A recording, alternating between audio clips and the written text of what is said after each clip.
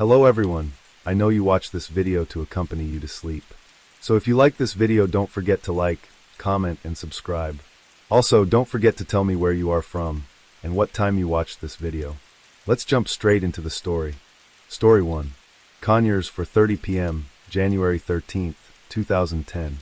A police officer was doing his usual rounds in his patrol car when a 16-year-old girl, Tasmia Whitehead, came running over to the car in floods of tears. Panicked and unable to breathe, she said that she and her twin sister, Jasmia, had found their mother brutally attacked in her boyfriend's home. Items in the house were on the floor and broken, and the floor and walls were covered in blood. 34-year-old Nikki Whitehead was in the bathtub and clearly deceased. It was a harrowing sight, and her twin daughters were beside themselves. Police quickly identified a potential murder weapon. A cracked vase lay on the living room floor. Following the trail of blood, it was evident that Nikki had tried to escape from the house out the back door. But the door was locked, and Nikki continued to be attacked. She had been stabbed 80 times, and her spinal cord was almost severed. She eventually succumbed to her injuries, and had been dragged into the bathroom and placed into the tub. It was clear whoever did this had made some attempt to clean up the evidence, but the amount of blood was overwhelming, and it would have been impossible to clean the crime scene. In the linen closet next to the bathroom, a stack of towels were missing. It didn't appear as if anything had been stolen, and there were no signs of a forced entry. So whoever had committed this crime must have had a personal relationship with Nikki. Lieutenant Chris Moon said it was the bloodiest crime scene he had ever been to. The police initially wanted to talk to just one person, Robert Head, who was Nikki's long-term boyfriend. Was it a crime of passion, or a violent argument that had spiraled dangerously out of control? However, Nikki's twin girls, Jasmia and Tasmia, said this wasn't possible, as Robert had left on a trucking job the day before. They did, however, point the police in another direction. Nikki had another boyfriend called Joe, and the girls said they had heard their mother arguing with him on the phone into the early hours of the morning. The investigating officers tracked Joe down and questioned him. He appeared genuinely devastated that Nikki was dead and had no idea who would want to hurt her. When asked about the argument the night before, he admitted that it had happened, but said that Nikki was the aggressor. Satisfied with his version of events, the team were back at Square One around 10 a.m. January 14th. The police needed more information about the days and weeks leading up to the murder, and only two people who would likely know this were Jasmia and Tasmia. They took the girls to the Conyers Police Department for a victim's interview, and the girls were still visibly distressed and extremely shaken. While in the patrol car, Tasmia started biting her arm. She explained she had a nervous habit, and it was something she did when she was stressed. A short while later, the interview began. Tasmia's mother, Tasmia's sister, and Tasmia's brother, Tasmia's brother, and Tasmia's mother Tama's sister, and Tama's brother Tama's sister, and Tama's brother Tama's sister, and Tama's brother Tama's sister, and Tama's brother Tama's sister, and Tama's brother Tama's sister, and Tama's brother Tama's sister, and Tama's brother Tama's sister, and Tama's sister, and Tama's brother Tama's sister, and Tama's brother Tama's sister, and Tama's brother Tasmia's sister, and Tasmia's brother, Tasmia's sister, and Tasmia's brother, Tasmia's sister, and the team didn't draw any attention to the scratches and bite marks on the twins, keeping their thoughts close to their chests. But it was very clear that the story the girls were telling wasn't the full version of the truth. One of the officers, Detective Swift, asked the girls if he could do anything for them, to which the twins responded, oddly asking if they could watch an episode of CSI. The officers felt at this point that they were looking at their main suspects. Although the girls admitted to having a tough relationship with their mother, this wasn't enough to establish any kind of motive. The team were also waiting on DNA evidence to come back from the house, so all they could do was let the girls go back into the custody of their great-grandmother Della. Officers began talking to Nikki's friends about Jasmia and Tasmia, and the friends painted their occasional fights in a very different light.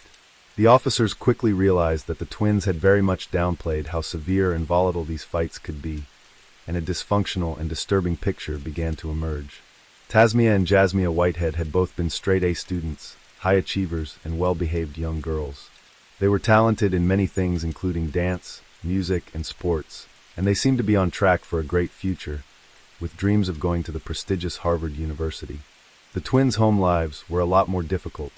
Their mother Nikki had been born in prison while her mother was doing time for drug possession, and had left home at 16 years old after years of a tumultuous relationship.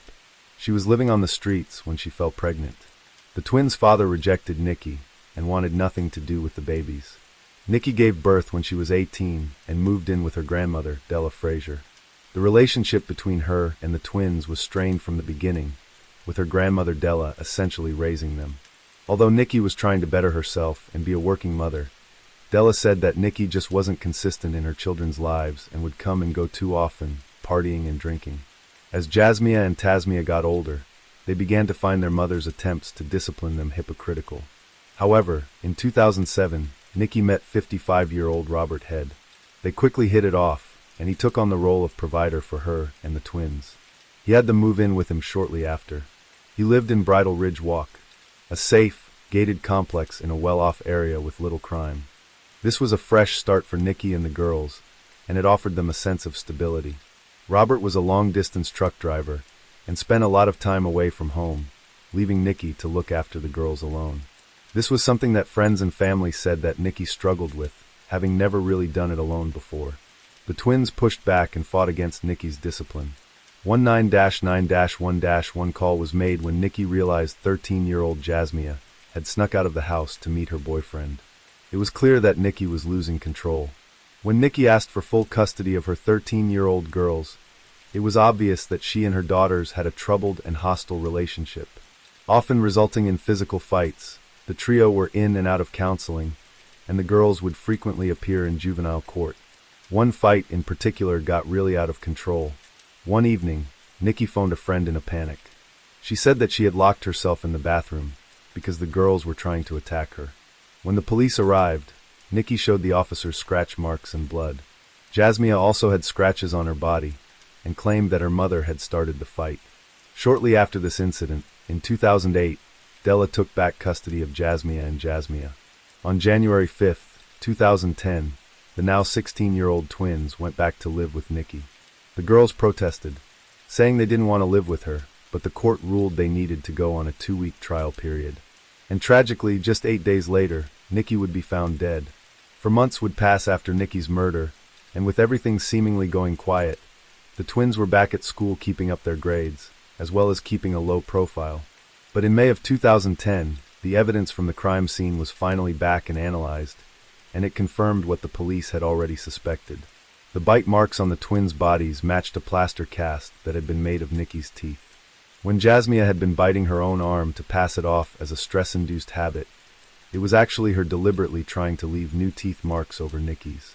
The vase that had been used to hit Nikki over the head was covered in the twins' blood. A pair of boots were also found covered in a mixture of blood. They had been placed neatly in a shoebox and hidden in the closet.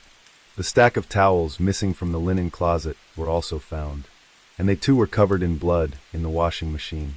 These were things that a random intruder wouldn't likely do. With all this evidence finally coming together on May 21st, the last day of school, the police placed Tasmia and Jasmia under arrest for the murder of their mother. They had gone from being victims themselves to teenage killers. As soon as they were placed in the officer's car, they were heard shouting and swearing, maintaining that they had done nothing wrong. Questions from the defense team arose, arguing that the girls were either identical twins, so determining whose DNA was whose was impossible. However, the prosecution argued that this was a non-issue as it was evident that both the girls had worked together to carry out the attack. They believed that Nikki had woken the girls up for school sometime around 7 a.m., and the attack took place shortly after. They were caught walking past a gas station together, and then were picked up around 10 a.m. on the school's CCTV, arriving late to their classes. But both arrived at the same time, further cementing the prosecution's theory of them working together. This, alongside the evidence from the crime scene and the witnesses that could attest to the fighting, was enough for a grand jury to side with the prosecution. On July 12th, both girls were indicted for murder and pled not guilty. In 2012, while still awaiting trial, the attorneys for the girls put forward a request for a plea bargain. They argued that Nikki was also to blame in the situation. They said that her history of drinking and drug use played a part, coupled with her staying out late and often ignoring her children. They said that the girls simply couldn't take it anymore, and things had come to a head on January 13, 2010. It was on these grounds that they asked for the charges of murder to be dropped and voluntary manslaughter to take its place. The prosecution and the officers said they wanted to hear the confession from the girls themselves before they considered this. They met with the girls separately, and they began to tell a shocking story. Jasmia and Tasmia said that Nikki had come home drunk the night before the incident took place. She began hurling abuse at them, which carried on into the morning. When the girls came down for breakfast, things started to unravel. My mom was just winning that battle with the knife, or whatever, so I picked up the pot, and I hit her with the pot. She bit me in the chest. Like I said, I'm not that big, so when she bit me she latched onto me, and I'm trying to get her off of me because it hurts. I'm trying to punch her, I guess, and I think Dad stabbed her. He stabbed her. What did y'all do? We put her in the truck. What's she saying? She gave up. It's the same thing, going to jail, going to jail. What are you saying to her? I'm sorry. I told her I was sorry. When that was it, let me use your words. When that was it, what did you and your sister do? I don't know. I guess we were shocked. I mean, we didn't really believe what we did. We started laying in the pile, and we just wanted to cover it up, I guess. I'm sorry I'm missing. But it was not what Linda and all of them tried to make it seem. I didn't hate her. I just was built up. I don't know. I guess even more than just built up anger towards all three of us. I really wish it didn't happen like that. I wish I could have saw something else to do. I wish I did. Sorry. On January 9th, 2014, almost exactly 4 years since Nikki had been killed, Tasmia appeared in Rockdale County Court to enter a plea of guilty to voluntary manslaughter. 1 month later, Tasmia followed suit. They were both sentenced to 30 years for the crime, and their attorney said that this sentence allowed the girls some sort of future. The state's recommendation as to count 1 is 20 years to serve in prison. As to count 2, the state's recommendation is 5 years to serve in prison to run consecutive to count 1. As to count 3, the state's recommendation is 5 years to run consecutive to counts 1 and count 2 for a total of 30 years in prison. That is the maximum the court can award for consent to under these charges. Years ago, the twins Jasmia and Tasmia were in ballet and getting academic honors. I always saw them at Harvard or Yale, and never would I have ever imagined that they would be sitting in a jail cell for killing their mother. But their grandmother says the girls started to get into trouble when they were 14, even attacking and injuring their mom in a fight over cell phone privileges. The girls were also temporarily placed with their great-grandmother, but a juvenile court decided to send them back to their mother's house. They were placed back into the home, and 6 days later, my daughters found dead. Jasmia graduated high school in prison and served as class valedictorian. Her great-grandmother, Della Frazier, was there to watch her graduate. I am so proud of her. I feel so good about what she accomplished. And I always wanted to see this day come that she graduated and moved on to things that she wants to do in life. Because she is a very gifted girl. Nikki Whitehead was met with a terrible end at the hands of her daughters. And no one will ever truly know what happened inside that house on January 13th, 2010. But the events that took place were undoubtedly avoidable and horrifying. They shocked even the most tenured of officers. The girls were incarcerated at separate prisons within the Georgia Department of Corrections. Jasmia is serving her sentence in Pulaski State Prison, and Jasmia at Arendale State Prison. They were eligible for parole in 2017, which they did not receive. If they do not receive parole at any point, they will be scheduled for release in 2040. They will be 47 years old. Story 2. Phoenix is a beautiful person, not only to look at, as you can see, but also to know. Phoenix is a very compassionate young lady. She has a very keen sense of fairness. She has a great sense of humor. She's everything to us. She is my only child, and I love her dearly, and I miss her, and I want to see her. I need to see Phoenix. We need to see Phoenix. We need to know.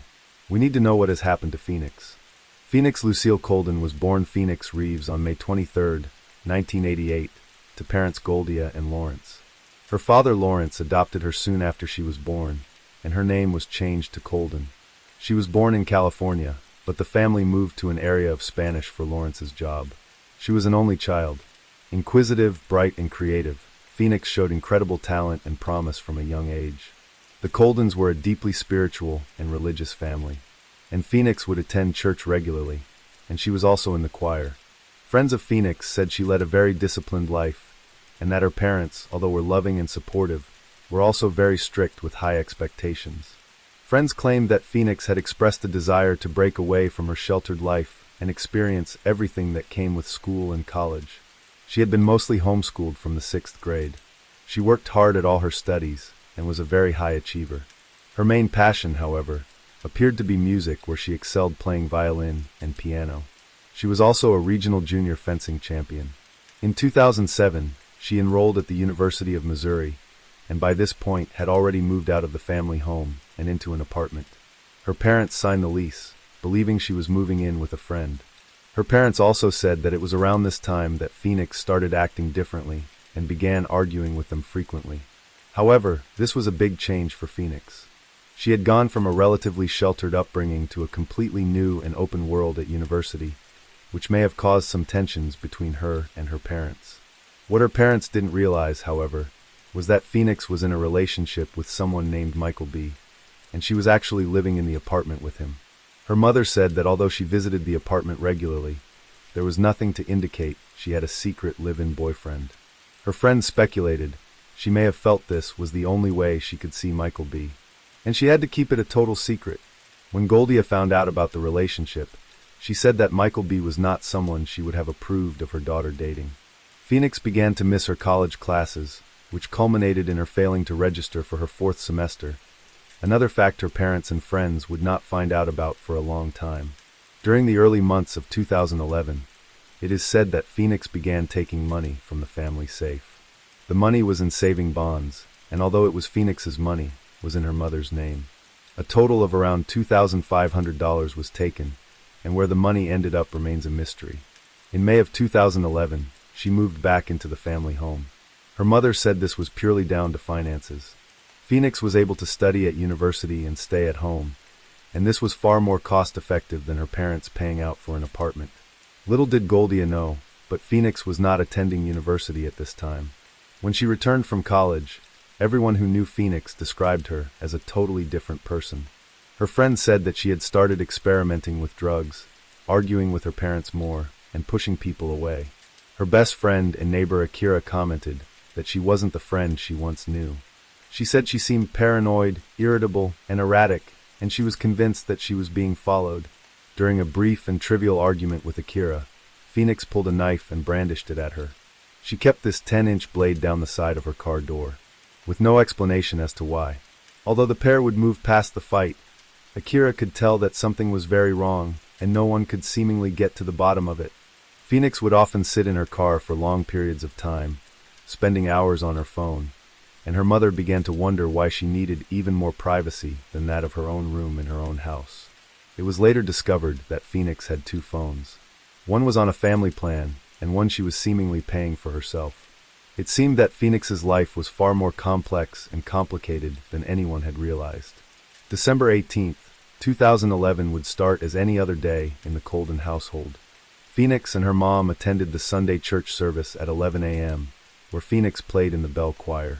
Fellow churchgoers and her pastor said nothing seemed off or amiss with Phoenix that day. Phoenix and her mom traveled back in Phoenix's car, briefly stopping at a convenience store on the way. During the car journey, Phoenix said to her mother that she wanted things to get back to how they had used to be. Goldia seemed hopeful that this would be a step forward in their relationship. They returned to the house at around 2 p.m. Phoenix changed into some sweatpants and a hoodie and went outside to play basketball. Just after 3 p.m., Phoenix grabbed her phone, past her father, who had just returned from work without engaging in conversation, and got into her 1998 Chevy Blazer and pulled away from the house. Assuming she was going shopping or visiting friends, Lawrence didn't think anything of this. But sadly, this would be the last time he would ever see his daughter, and that is where the 18th of December takes a sinister turn. Phoenix always stuck to her parents' curfew of 1 a.m. and had never stayed away from the house all night. And when she still wasn't home the following morning, Goldia knew in her gut that something serious had happened to her child. When she phoned the St. Louis County Police Department to report her daughter as missing, she was met with a lot of pushback. The officer who took the call told Goldia that Phoenix was a 23-year-old woman and was old enough to make her own decisions about where she went. But Goldia knew despite this was simply not in her daughter's nature, and her age was irrelevant. The officer ran Phoenix's car number plate through the system and said it hadn't turned up anything. Goldia and Lawrence were now frantic with worry, so decided to take matters into their own hands. They phoned around the hospitals to see if anyone fitting her description had been admitted, and began circulating flyers. They contacted various television networks begging for her case to be circulated, but the networks failed to pick up the case. No one was following up on the case or reporting on it, and the Colden family felt ignored and let down.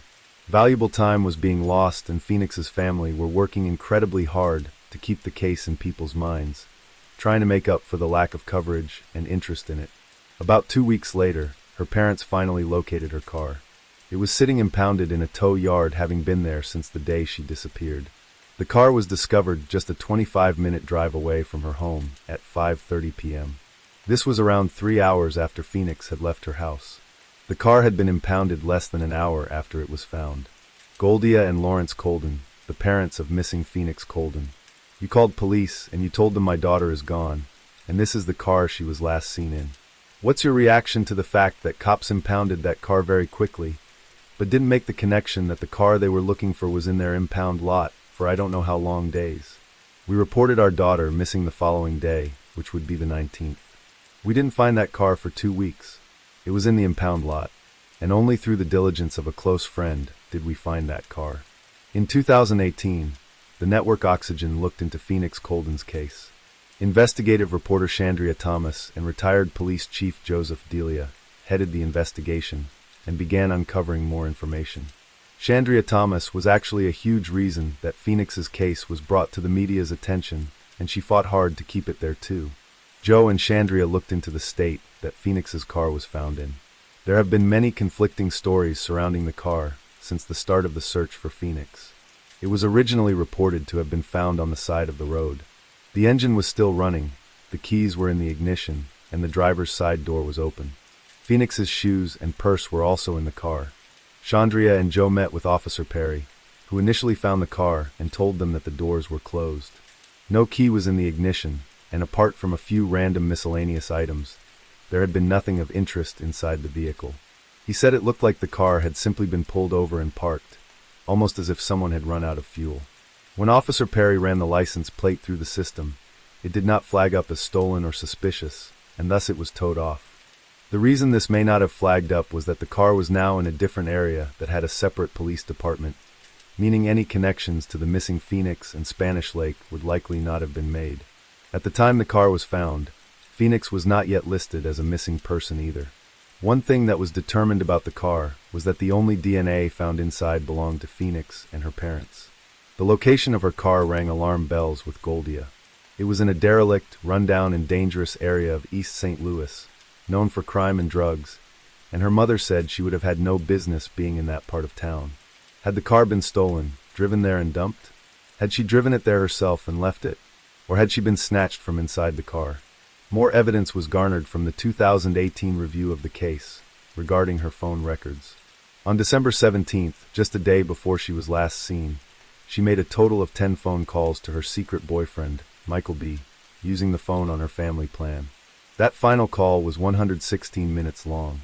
On December 18th, 2011, phone records again showed that the last person she spoke to using the phone on her family plan was again Michael B.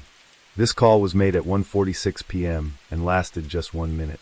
It appeared from looking at the phone records that this was the last call Phoenix ever made from that phone. Although officers said they were keeping any further information about the phone records and coordinates of the phone close to their chest while the case is still being investigated. Although people initially reported that Phoenix's boyfriend Michael B. had been evasive, the investigating officers reported he was actually very cooperative, and they were confident that he was in no way involved in Phoenix's disappearance. A theory that was presented early on, one that remains a theory to this day, was that she had potentially been taken by a human trafficking gang. The St. Louis area remains one of the top areas in the country for human trafficking, and this fact couldn't be overlooked. The highway close to where her car had been found, Interstate 70, is referred to as the trafficking highway. This theory was further fueled when a picture of her allegedly began circulating on a sex website, but it is believed that this was most likely nothing more than a nasty hoax. Another common thought was that the pressure in Phoenix's life had resulted in her wanting to start afresh and leave everything behind.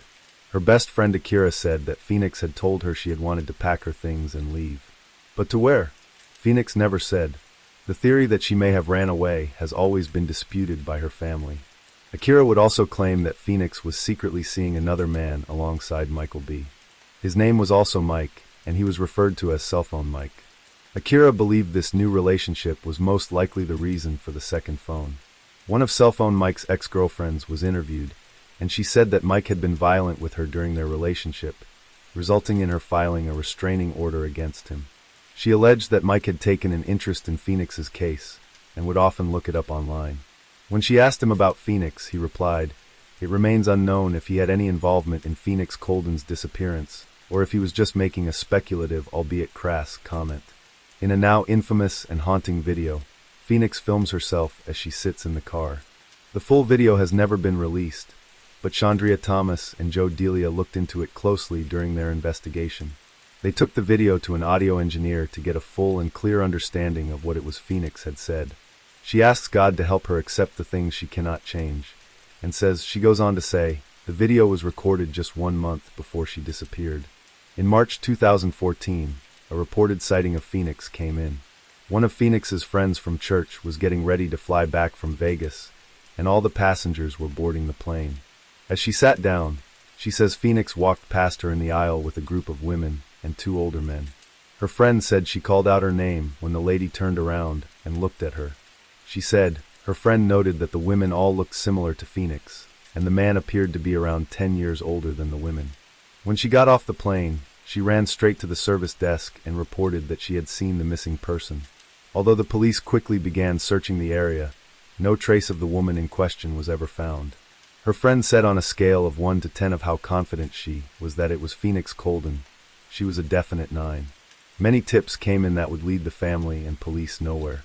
Everything from fake phone calls with people pretending to be the missing Phoenix, to tip-offs claiming that Phoenix was involved in a cult and couldn't escape. But one tip in particular would cost the Coldens dearly.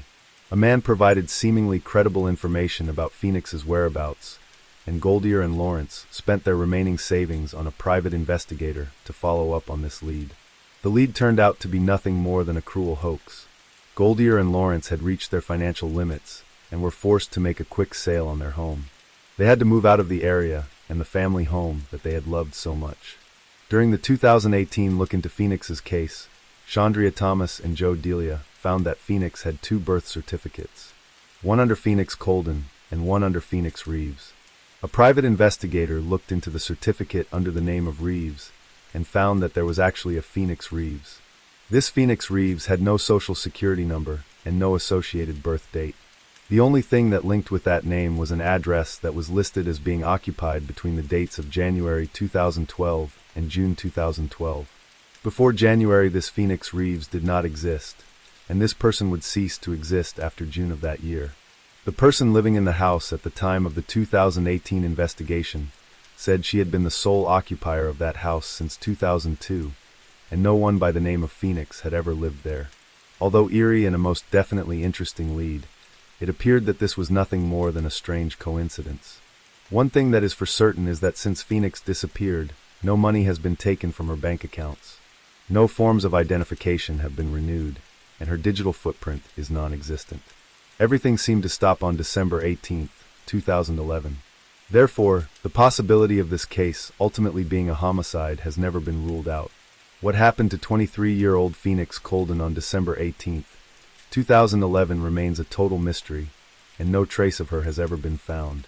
Was she abducted on December 18th? Did she leave of her own accord to start a new life? It is still an ongoing case, and her family and friends continuously pray and hope for answers.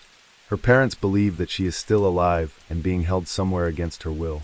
They have never given up hope that she will one day come home. If you have any information relating to the disappearance or whereabouts of Phoenix Colden, please contact the Spanish Lake Police Department. Story 3. And millions around the world are in shock over the execution-style murder of designer Gianni Versace, shot to death at point-blank range on the steps of his Miami Beach villa. Hundreds of leads are in fact being traced as we speak. Thousands of flyers have been distributed throughout this community and the nation. On the internet, on television and newspapers across the globe, Andrew Kinnanen is in fact a marked man. Giovanni Maria Versace was born on December 2nd, 1946 in Italy. He grew up with his brother Santo, sister Donatella, and his parents Francesca and Antonio. He and his siblings were particularly close, made even more so when they tragically lost their older sister Tina. Johnny adored his mother. She was a talented dressmaker, and he became immersed in her creative world from a young age. He made his first dress age just 9 years old, a striking blue one-shoulder gown. He didn't know it at the time, but this very dress would be worn by Diana, the Princess of Wales, 40 years later. He worked as an apprentice in his mother's sewing business and threw himself into the world of design, color, and art. Heavily influenced by Greek history and mythology, as well as artists like Andy Warhol and Roy Lichtenstein, his ideas about fashion were unique and filled with bold prints and exciting statements. Aged 26, he moved to one of the fashion capitals of the world, Milan, to work in design and immerse himself in fashion. He became the designer for several well-established fashion houses. People loved his work and creative flair, and he was encouraged to work on his own collections for women. He presented these at the Palazzo della Permanente Art Museum and put together his first fashion show just months later. In 1978, he opened up his first boutique at the age of 32, and the sky was the limit for him. After this, he began building the empire that would ultimately become the internationally recognized Versace fashion brand. His brother Santo became president of the company, with his younger sister Donatella acting as vice president. The famous Versace logo depicting Medusa's head came from the floors of some of the ruins that Johnny and his siblings used to play in as children. It was an ambitious family-run fashion business, with Johnny firmly at the helm and having full creative control of the company. By 1982, Versace was working on more than clothes. Jewelry, handbags and purses, and homeware textiles. The brand was now rapidly expanding. It was in this year he met model Antonio D'Amico. The spark was instant, and they started a relationship which would last 15 years. Johnny understood the power of celebrity and loved to use famous faces as walking adverts for his designs. He was friends with people such as Diana, Princess of Wales, Eric Clapton, Madonna, and Michael Hutchins, to name a few. He is credited as having discovered models like Naomi Campbell and Linda Evangelista, consistently working with them on ad campaigns as well as on the runway. He adored theater and spent a lot of his career making costumes for various performers and shows. Working with everything from operas and ballets to clothing for music videos, Johnny embraced all aspects of fashion and never limited himself to any one area. He designed clothing for Michael Jackson and Paul McCartney's 1983 hit song Say Say Say, and worked with Elton John to create the costumes for his 1992 world tour. He was recognized as being someone that brought together the worlds of fashion and music in a whole new way. October 21st, 1990, was working in San Francisco having designed some costumes for the opera when he bumped into a man named Andrew Cananan, whom Johnny seemed to recognize from somewhere. The exact events of this meeting remain unclear, but witnesses claim there was a definite encounter between the pair. His sister Donatella disputes this and denies they ever met. What was for certain is that Cananan developed a dangerous obsession with the fashion designer, one which would ultimately lead to the death of Gianni Versace. In 1993, Versace was diagnosed with a rare form of ear cancer. While he battled the cancer successfully, it had taken a physical toll, and he started to delegate some of the business responsibilities. Despite this, in the mid-90s he was still at the top of his career. Iconic Versace designs such as Elizabeth Holy's safety pin dress, Princess Diana's purple gala gown, and Naomi Campbell's Andy Warhol pop art statement piece put the Versace brand at the top of the fashion industry. Johnny purchased a villa for just under $3 million, and a year later, he bought the adjoining hotel to extend the sprawling property. 6 a.m., a hot summer's day on July 15, 1997. Always the early riser, Johnny woke up to begin his day. He made several business calls to Milan, then set off on a morning walk around Miami Beach. Usually surrounded by a large entourage, on this particular day he walked alone. He made a stop to buy some papers and a copy of Vogue and grabbed a takeout coffee. Around 8:45 a.m., he was back home and was looking for his house keys in his pocket when a dark-haired man in shorts and a baseball cap came rushing up to him. A single shot was fired and Gianni Versace fell on the steps of his home. A second shot was fired at him as he lay on the floor, and the shooter quickly ran away from the scene, being chased by one of Johnny's neighbors. But the shooter was fast, and he sped off into the busy morning rush of Miami Beach. The ambulance quickly arrived, and he was rushed to the Jackson Memorial Hospital. But tragically, just after 9:20 a.m., Gianni Versace was pronounced dead. A manhunt was now on for the shooter, and it didn't take long for the police to identify him. It was Andrew Cunanan, a man the FBI had actually been searching for months already.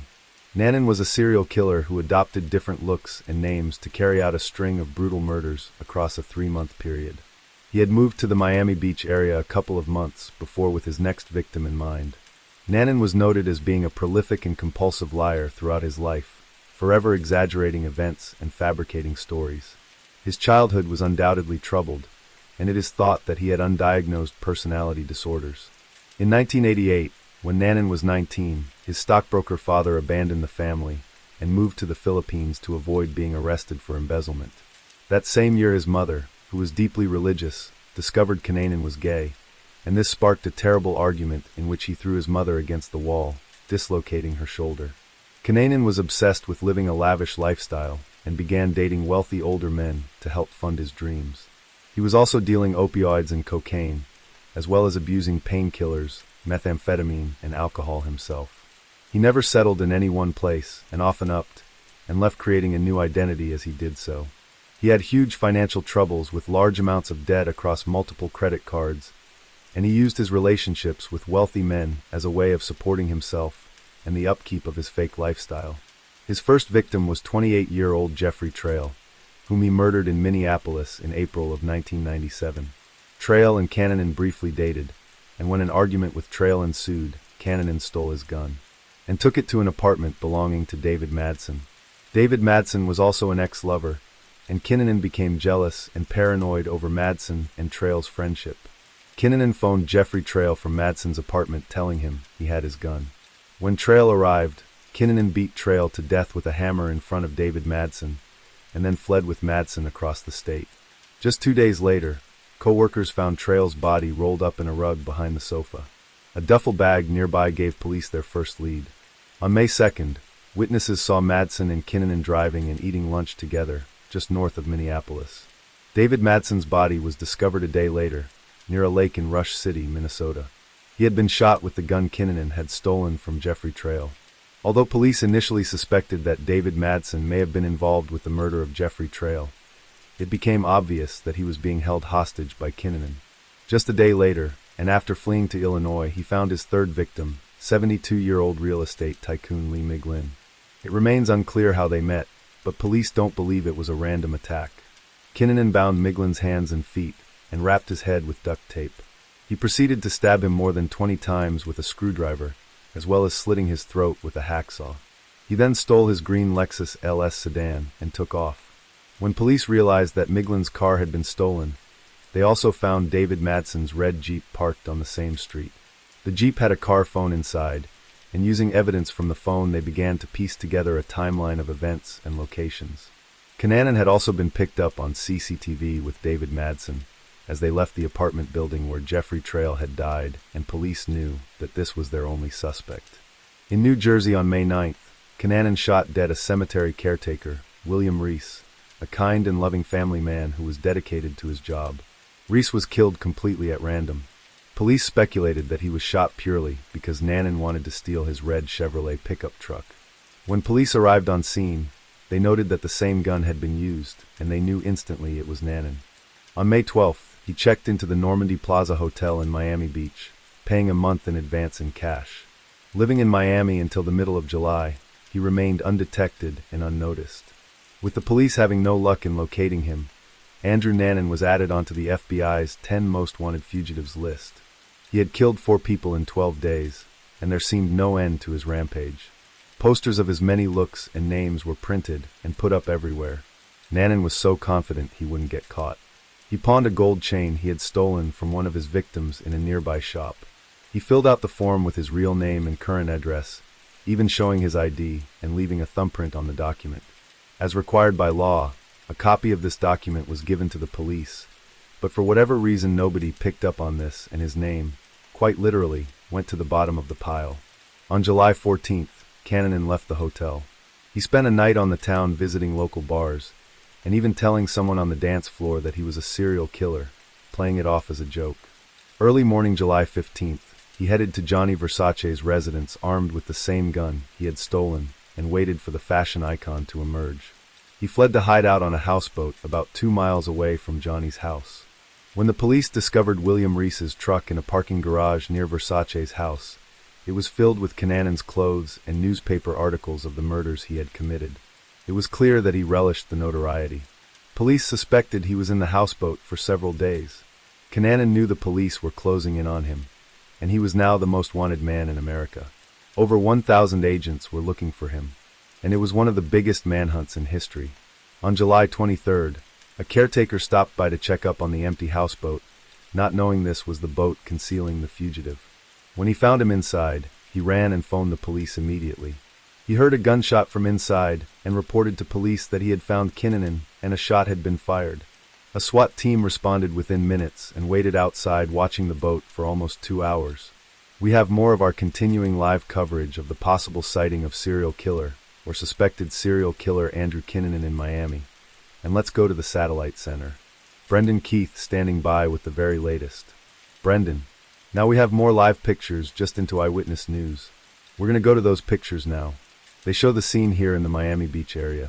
You're actually looking at the coastline right here, and they will have some close-up shots in just a moment of the houseboat that SWAT teams the Florida Department of Law Enforcement and the Florida Marine Patrol have surrounded. That houseboat, it is believed, has a robbery suspect inside holed up, and it is also reported that that robbery suspect fired on a caretaker there at this particular houseboat you're looking at right now.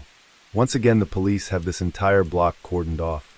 There are Marine units from the Florida Marine Patrol, also ground units from the SWAT team, Miami Beach Police, Metro-Dade County Police. Also, they're all surrounding waiting to see whether they're going to have to move in. It's unclear right now whether they're in a standoff situation or whether they're in contact with the man inside the house.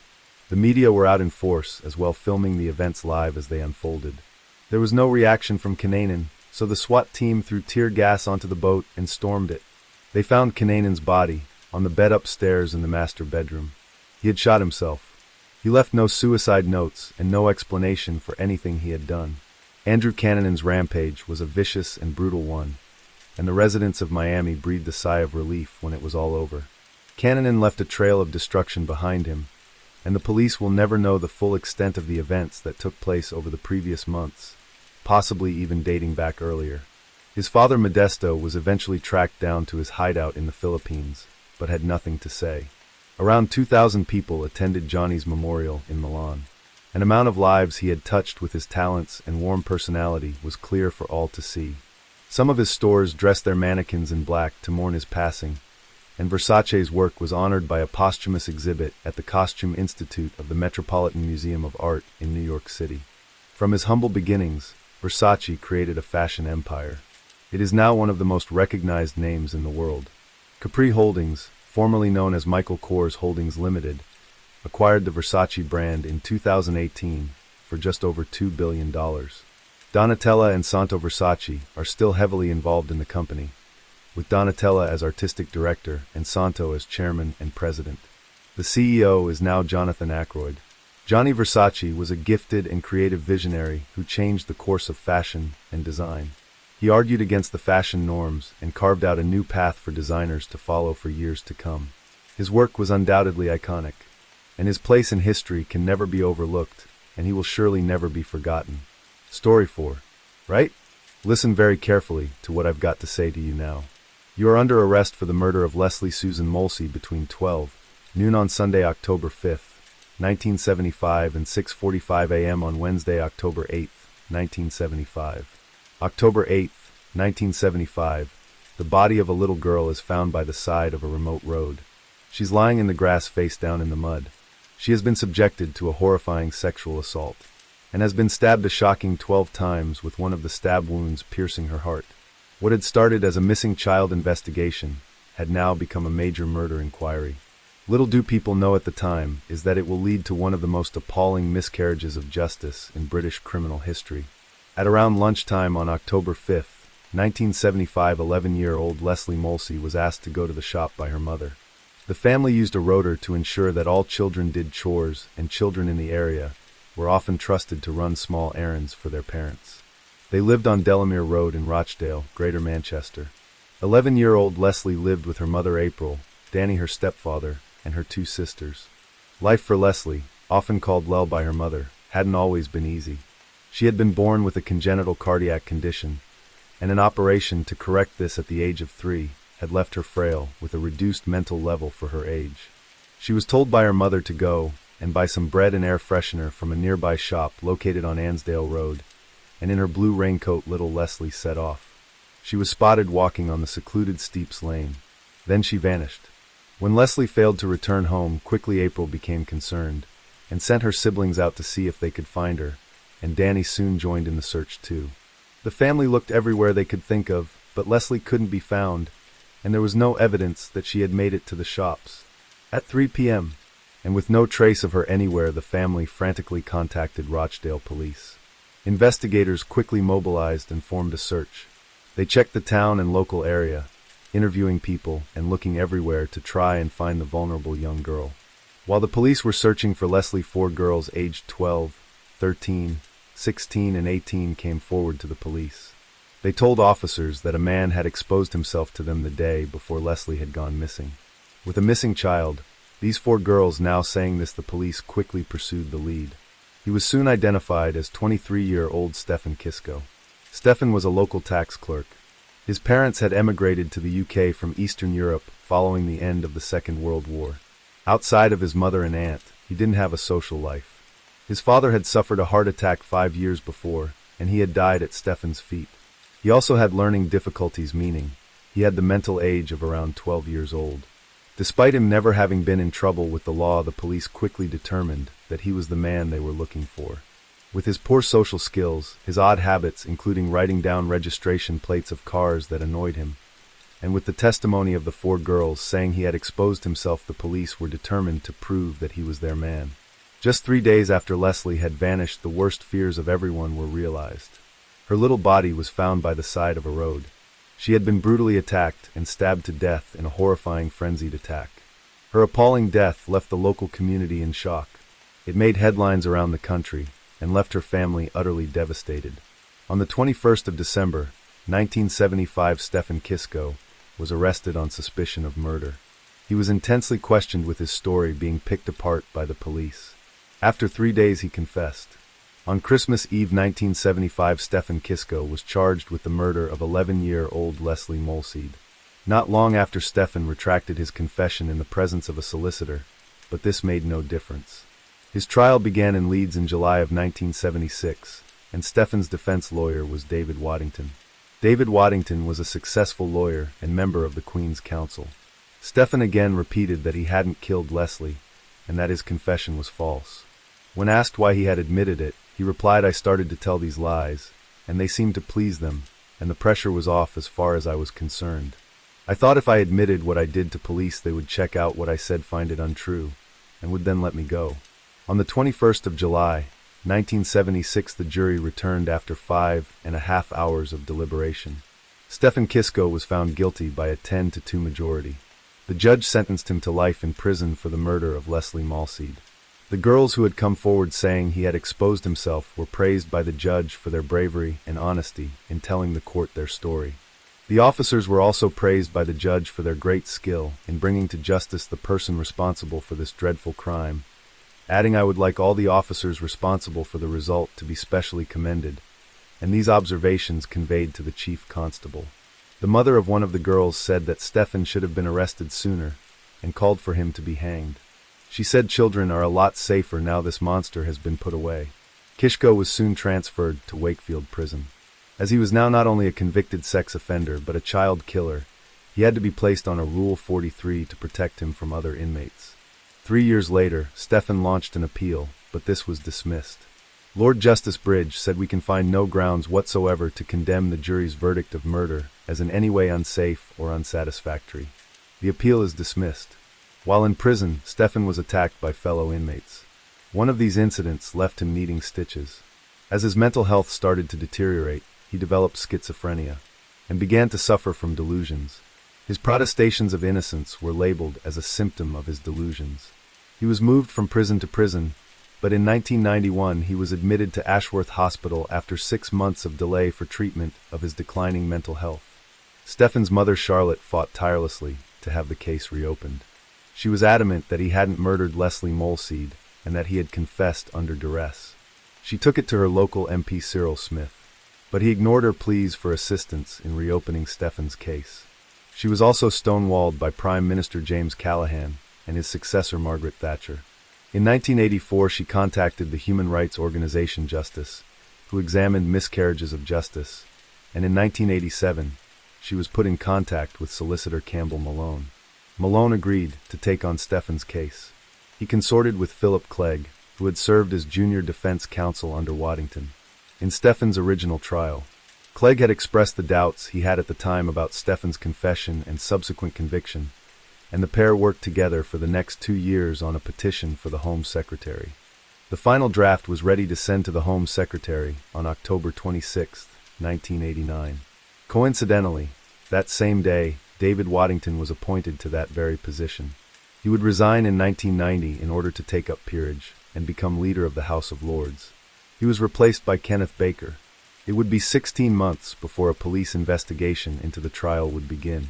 In February 1991, after receiving help from a private detective named Peter Jackson, Malone finally convinced the Home Secretary that the case must be reopened. It was then sent to West Yorkshire Police, headed by Detective Superintendent Trevor Wilkinson. This would set in motion an extraordinary chain of events that would blow the case wide open. The police soon discovered that Stefan hadn't been asked if he wanted a lawyer, although during that time suspects didn't have the right to have a solicitor present. He had asked for his mother Charlotte to be there, but this was refused despite his learning difficulties. Crucially, the police didn't caution him until long after they had decided he was the man they were looking for. The semen found on Leslie's body was also re-examined. Wilkinson found that Stefan was infertile and incapable of producing semen, meaning the sample found on Leslie's body physically could not have come from him. It soon became apparent that they were now dealing with one of the most grave miscarriages of justice the United Kingdom had ever seen. Not only was Stefan Kisco an innocent man who had been in prison since 1976, this also meant that whoever had killed Leslie was still at large. The evidence of the semen had been suppressed by the police and never disclosed to either the defense team nor the jury. They also found that a witness had seen Stefan visiting the grave of his father on the day Leslie had been murdered, and the witness couldn't understand why they hadn't been called to testify. The errors in the investigation just kept on coming. A few months before the murder, Stefan had broken his ankle. This, coupled with the fact he was overweight, meant it would have been incredibly difficult for him to scale the slope where Leslie had been found. This evidence was also not shown to the court. The catalog of errors made by his legal counsel were also in the firing line when it became apparent how badly they had handled his defense. On the first morning of the trial, the Crown delivered thousands of pages of additional and used material. This is where the defense counsel made a huge mistake. They didn't ask for an adjournment to examine them. Instead, they let the trial continue. They used the defense of diminished responsibility, a defense that Stefan hadn't agreed to. They said that he had murdered Leslie after receiving testosterone to treat hypogonadism, and this might have made him behave strangely. The endocrinologist who was treating Stefan vehemently disagreed with this argument, saying the treatment would not have led to that kind of behavior, much less make him inclined to kill. His endocrinologist was never called to testify to this effect. The 4 girls who said that Stefan had exposed himself to them were now aged 27, 28, 31, and 33. They also had something to say. They admitted they had made up the allegation against Stefan, and that he hadn't committed indecent exposure. They said they had done it for a laugh and that, at the time, it was funny. One of them was interviewed by police on Valentine's Day, 1991. She said she wished she hadn't said anything, and that she didn't think at the time it would go that far. She said she had gone along with what one of the other girls had said. Another one of the girls said they had seen someone urinating in public, but it wasn't Stefan. She also refused to apologize. One of them was a friend of Leslie's older sister, and she expressed the most remorse. She hadn't been called to testify along with the other 3, but said that if she had, she would have told the truth and not committed perjury like the others had. 2 of the girls received a formal caution by police for the criminal offense they had committed. In August 1991, the new findings were presented to the Home Secretary, Kenneth Baker. He immediately handed it over to the Court of Appeal. The judicial investigation began on February 17, 1992. After hearing the plethora of new evidence that proved the wrong man had been convicted, Lord Chief Justice Lane said, it has been shown that this man cannot produce sperm. This man, consequently, cannot have been the murderer. And with that, Stephen Kisco was declared an innocent man, and his immediate release from custody was demanded. Anthony Beaumont Dark, a conservative MP, said, "This must be the worst miscarriage of justice of all time. It brings shame on everyone involved in the case." This brought fresh heartbreak for the family of Leslie Molseed.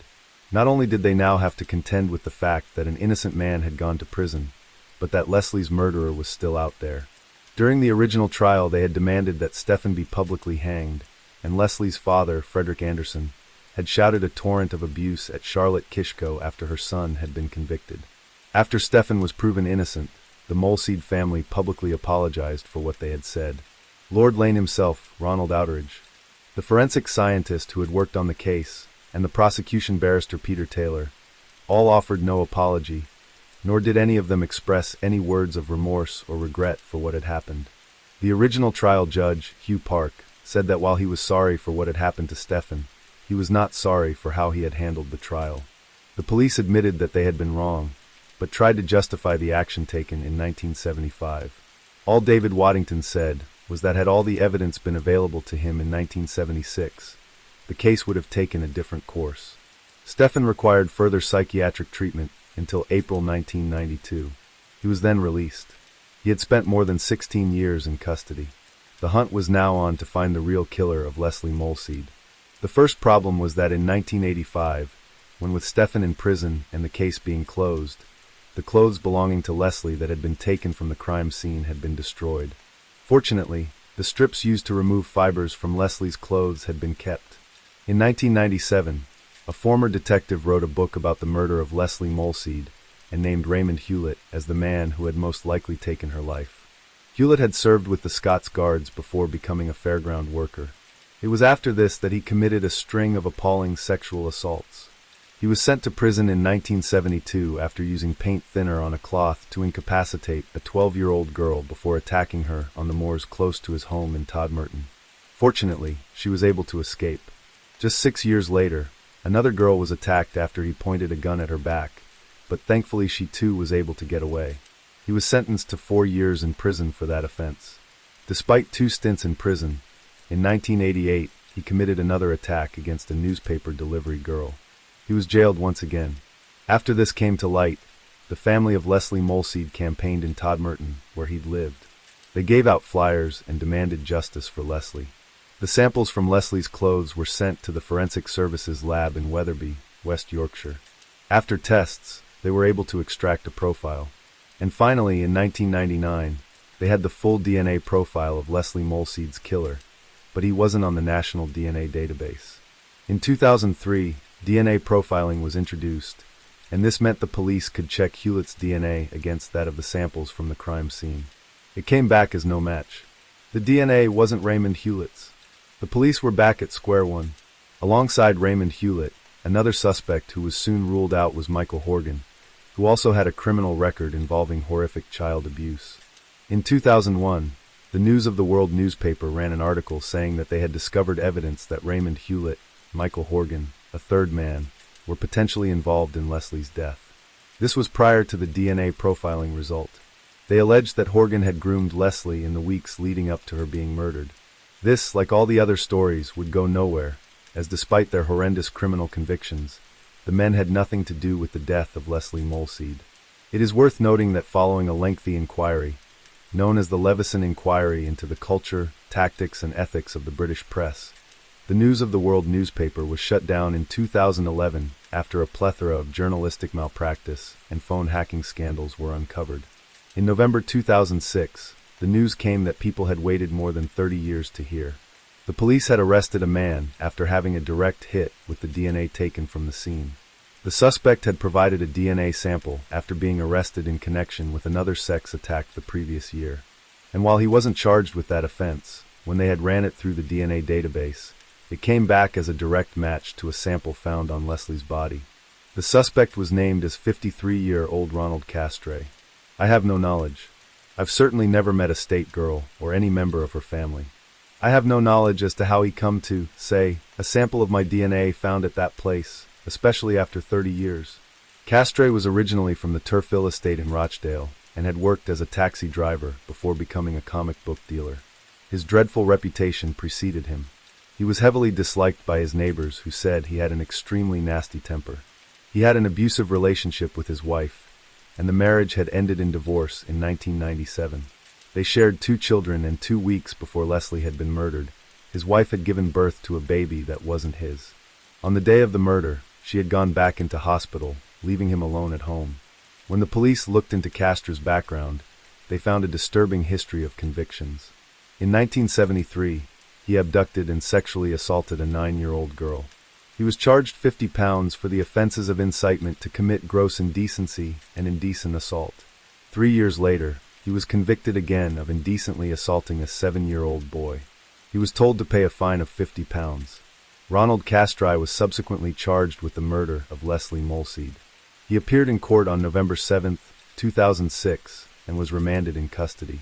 In April the following year, Castry entered his plea not guilty. He was refused bail and sent back to prison to await his trial. During the trial, Dr. Gemma Eskett told the jury that the chances of the semen coming from anyone other than Ronald Castry was more than 1 in a billion. The court heard how Castry had abducted Leslie from the street near her home. He then drove her to Richworth Moor, sexually assaulted her, then stabbed her to death in a frenzied, brutal, and savage attack, before leaving her body at the side of the road. On November 12, 2007, the verdict was returned. Ronald Castry was found guilty of the murder of Leslie Molseed. He was sentenced to life in prison with a minimum tariff of 30 years, meaning before he can even apply for parole, it will be 2036, and he will be 83 years old. Years of uncertainty and a long wait for justice have finally come to an end for the family of Leslie Molseed. We are relieved that after so long our quest for justice for Leslie is now over. It has been a long and harrowing ordeal, and our gratitude to the friends, family, and strangers throughout the world who have given us their support is immense. This is a proud day for West Yorkshire Police too. We could never turn the clock back, but what we could do was try and put things right, and I'm proud to have led an excellent team of detectives who have done that today and achieved justice, brought Leslie's killer to justice. There was plenty of emotion in the courtroom behind me this afternoon, but after all, this was the conclusion of a case that's taken more than 3 decades to solve. The fallout from the case of Leslie Molseed was both unprecedented and immeasurable. Leslie's family had to go through the trauma of 2 murder trials, as well as the difficult realization that the man who had murdered their beloved Leslie had been walking free for so long. Tragically, in 2014, Leslie's mother April died at the age of 74. In 1994, the surviving senior officer who had worked the original case, Detective Superintendent Dick Holland, as well as the forensic scientist who had worked the case to Ronald Outteridge, were formally charged with doing acts tending to pervert the course of justice by allegedly suppressing evidence that proved Stefan's innocence, including the scientific tests done on the semen. In May the following year, the case was challenged by defense barristers who argued that the passage of time had made a fair trial impossible and that the case was an abusive process. The presiding magistrate agreed. The case was not put to a jury. Dick Holland had also served as an officer in the case of Judith Ward, who was accused of committing an IRA bomb attack in 1974. Her conviction would later be declared unsafe, and she was freed after 17 years in prison. Like Stefan, her case was considered to be one of the most egregious miscarriages of justice in British criminal history. Holland retired from the force in 1988 and died at the age of 74 in 2007. After Stefan had been released, he was left a physically and emotionally broken man. He became a virtual recluse and showed little interest in anything. When people would approach him to apologize or offer support or encouragement, it would often frighten him. Upon his release, Stefan was promised £500,000 in compensation for his time in prison. He received an interim payment, but never the full amount. As on December 23, 1993, less than 2 years after being released from prison, Stefan Kisko suffered a massive heart attack and died at the age of 41. For months later, his mother Charlotte, who had fought tirelessly for her son, died at the age of 70. The pair are buried together in Rochdale Cemetery. While in prison, Stefan wrote to a family friend saying, "I am in prison for a crime I have not committed. I am missing my mother very much. I hope there will be a happy ending." In 1992, following Stefan's release, the 2 families who had been torn apart by the murder of Leslie the Molseeds and the Kishkos met in person to begin the healing process. Leslie's father, Frederick Anderson, said, "I wasn't sure whether she would accept me into her home. I said some horrible things about Charlotte at the trial, for which I cannot apologize enough." Charlotte Kishko harbored no ill will towards the family, saying, "I never blame the family for what happened to Stefan.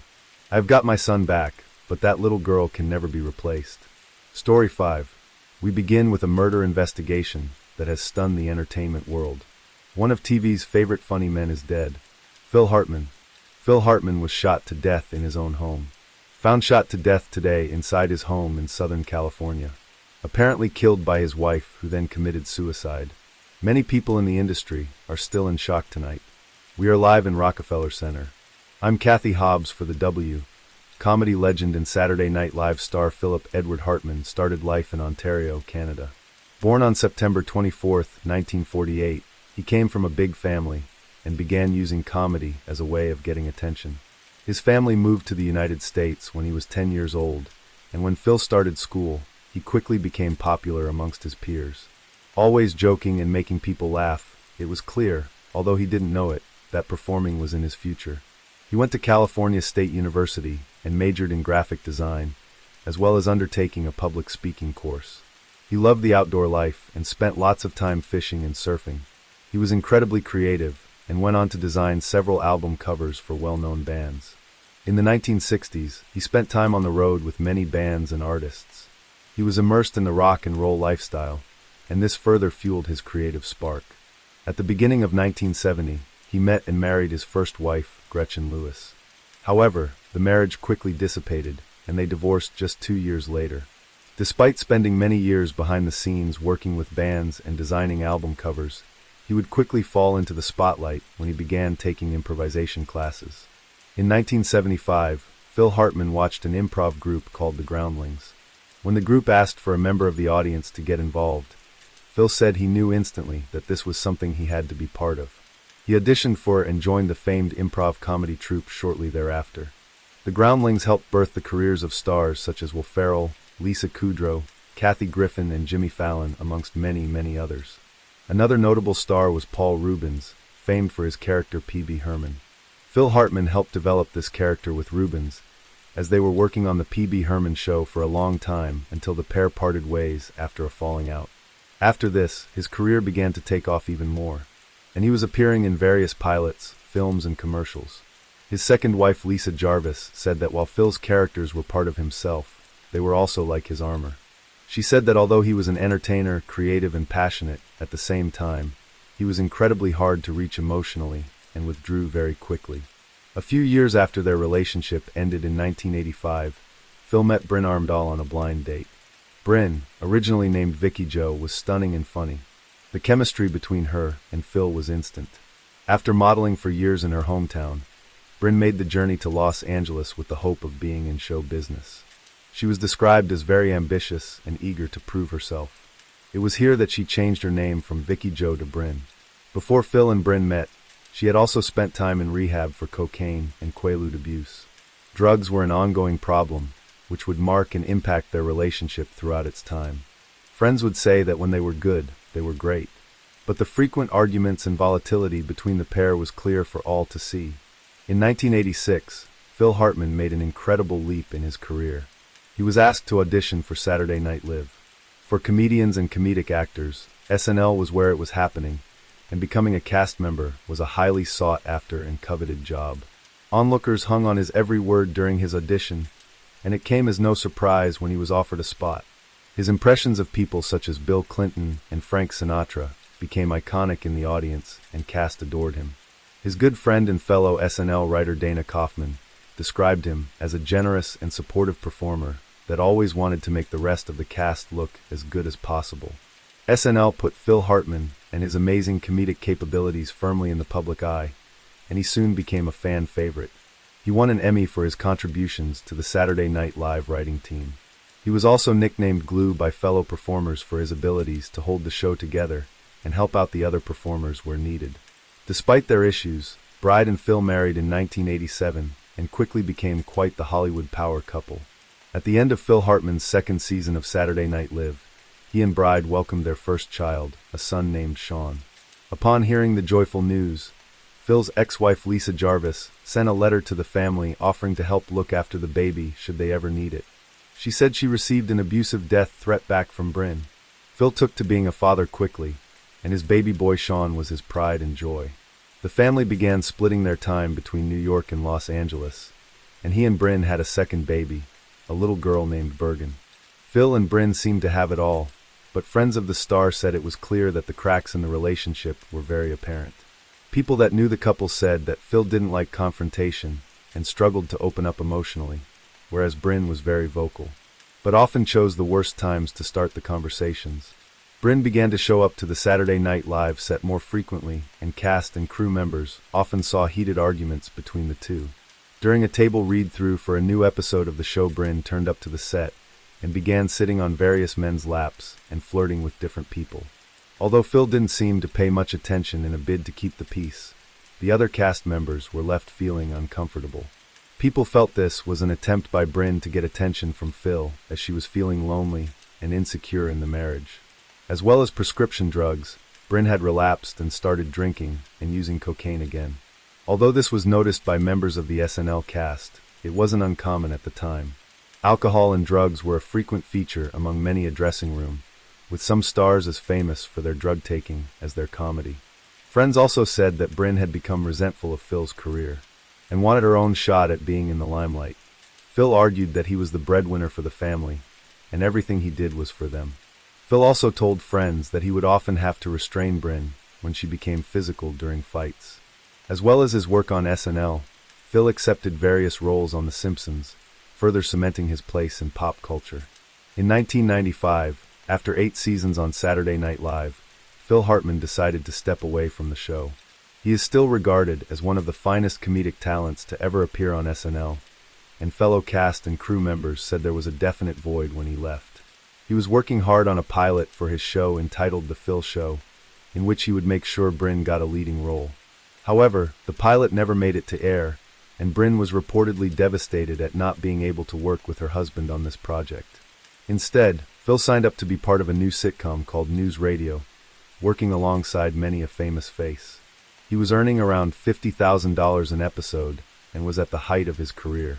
He, Bryn, and their 2 children moved permanently to a $1.4 million mansion in Encino, California, for Phil to focus on the sitcom and his family.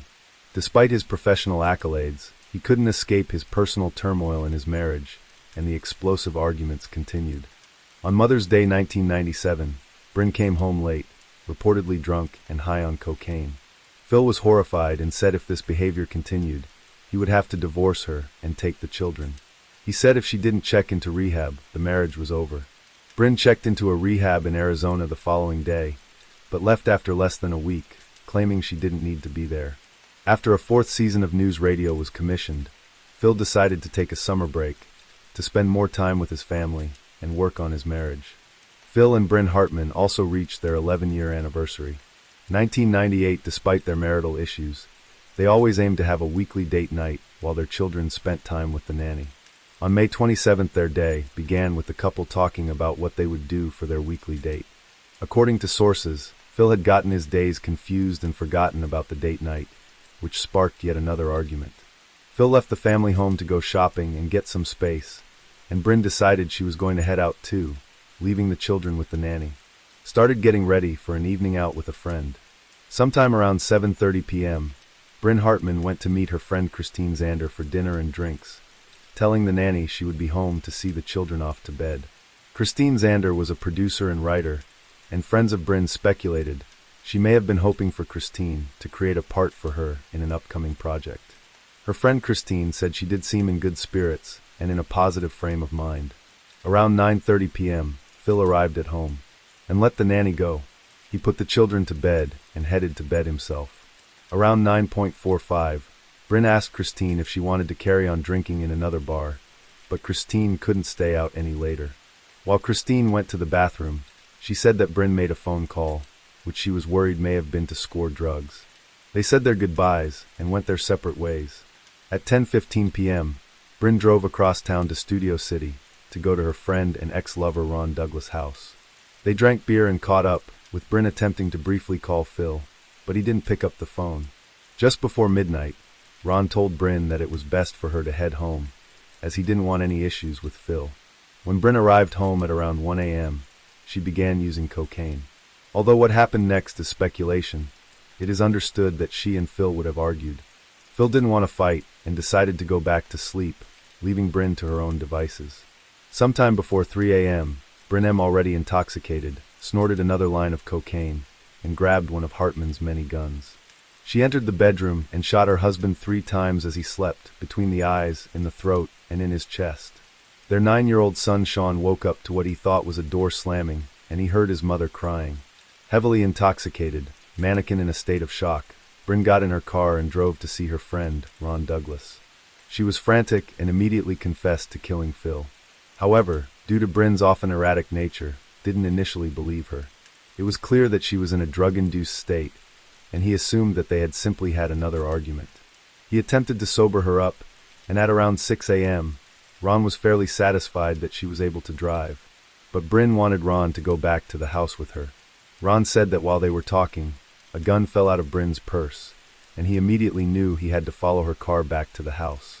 Upon entering the bedroom, Ron saw Phil Hartman. It was clear that nothing could be done, and he was already deceased. Ron Douglas phoned 911 and said, during this time, Bryn barricaded herself in the bedroom with Phil's body. She phoned her sister and asked her to take care of Sean and Bergen. At 6:20 a.m., the police surrounded Hartman's home. They find a visibly distressed Sean at the front of the house. Hearing the police encroaching, Bryn lay next to her husband and shot herself. We begin with a murder investigation that has stunned the entertainment world.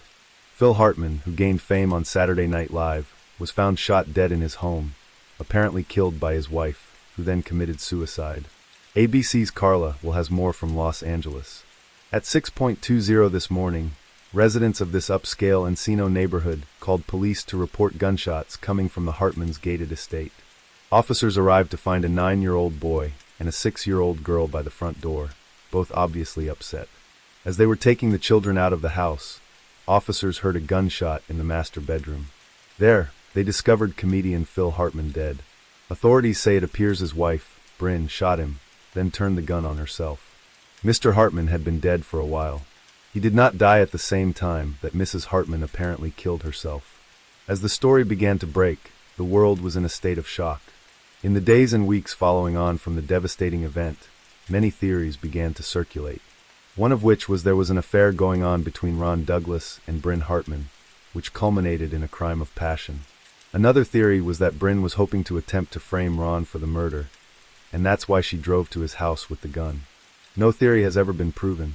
Ron Douglas flatly denied any involvement, and said that until he got to the house, he had no idea what had happened. It will never be known what was going on inside the mind of Bryn Hartman in the early hours of May 28th. As well as a high level of cocaine, the antidepressant Zoloft was in Bryn's system, and her blood alcohol level was 0.12%, well above the legal limit. Bryn had told friends that she had been prescribed Zoloft by her children's doctor, but that it made her feel strange and out of her own body. Medical examiners looked into the side effect of Zoloft, and whether this could have altered her state of mind that night. As well as disorientation and hallucinations, it can occasionally bring on suicidal feelings. Many of Bryn's family members believe this drug could have played a key role in the events that took place that fateful night. In 1999, the Hartman estate filed a lawsuit against Pfizer, the pharmaceutical company that produces the drug Zoloft, claiming there were little warnings about the side effects and danger of mixing the drug with alcohol. The family did receive an out-of-court settlement from Pfizer before it ever went to court. However, the theory surrounding the impact of Zoloft remains an uncertain area.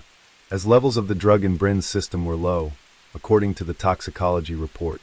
In the early hours of May 28, 1999, 2 young children lost their parents, family and friends lost their loved ones, and the world felt the loss of an incredible talent. Sean and Bergen Hartman went to live with their aunt and uncle in Wisconsin, and were raised under a different name to shield them from the public eye.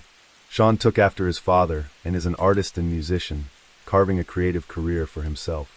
Bergen has degrees in journalism and communication from university and has her own business. She even made a special appearance on SNL's 40th anniversary celebration in 2015 to honor her father. Both children dedicated a memorial to their parents in Greenwood Cemetery.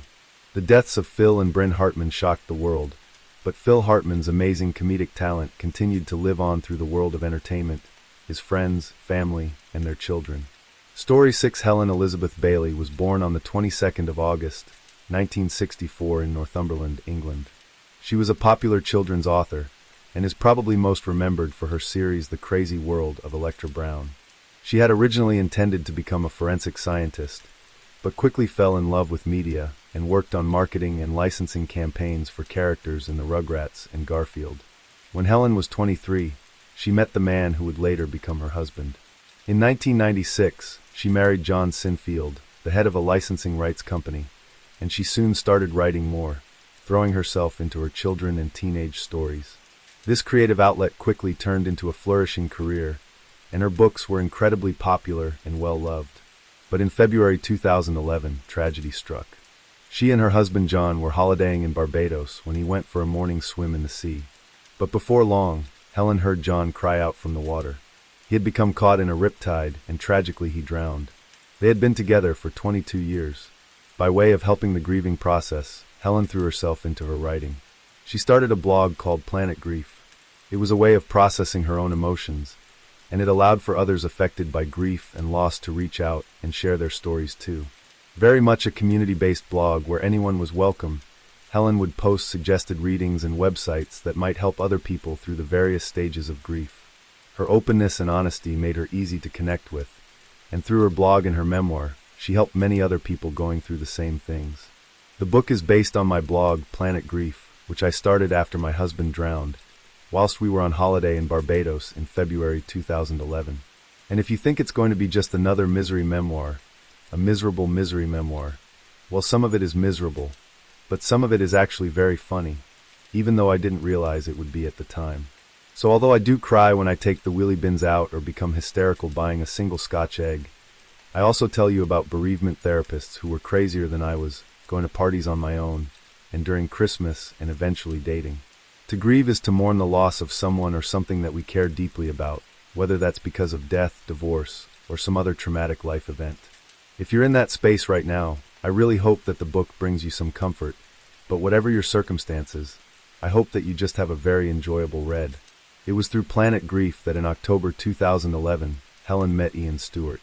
Ian's wife Diane had died very suddenly in 2010.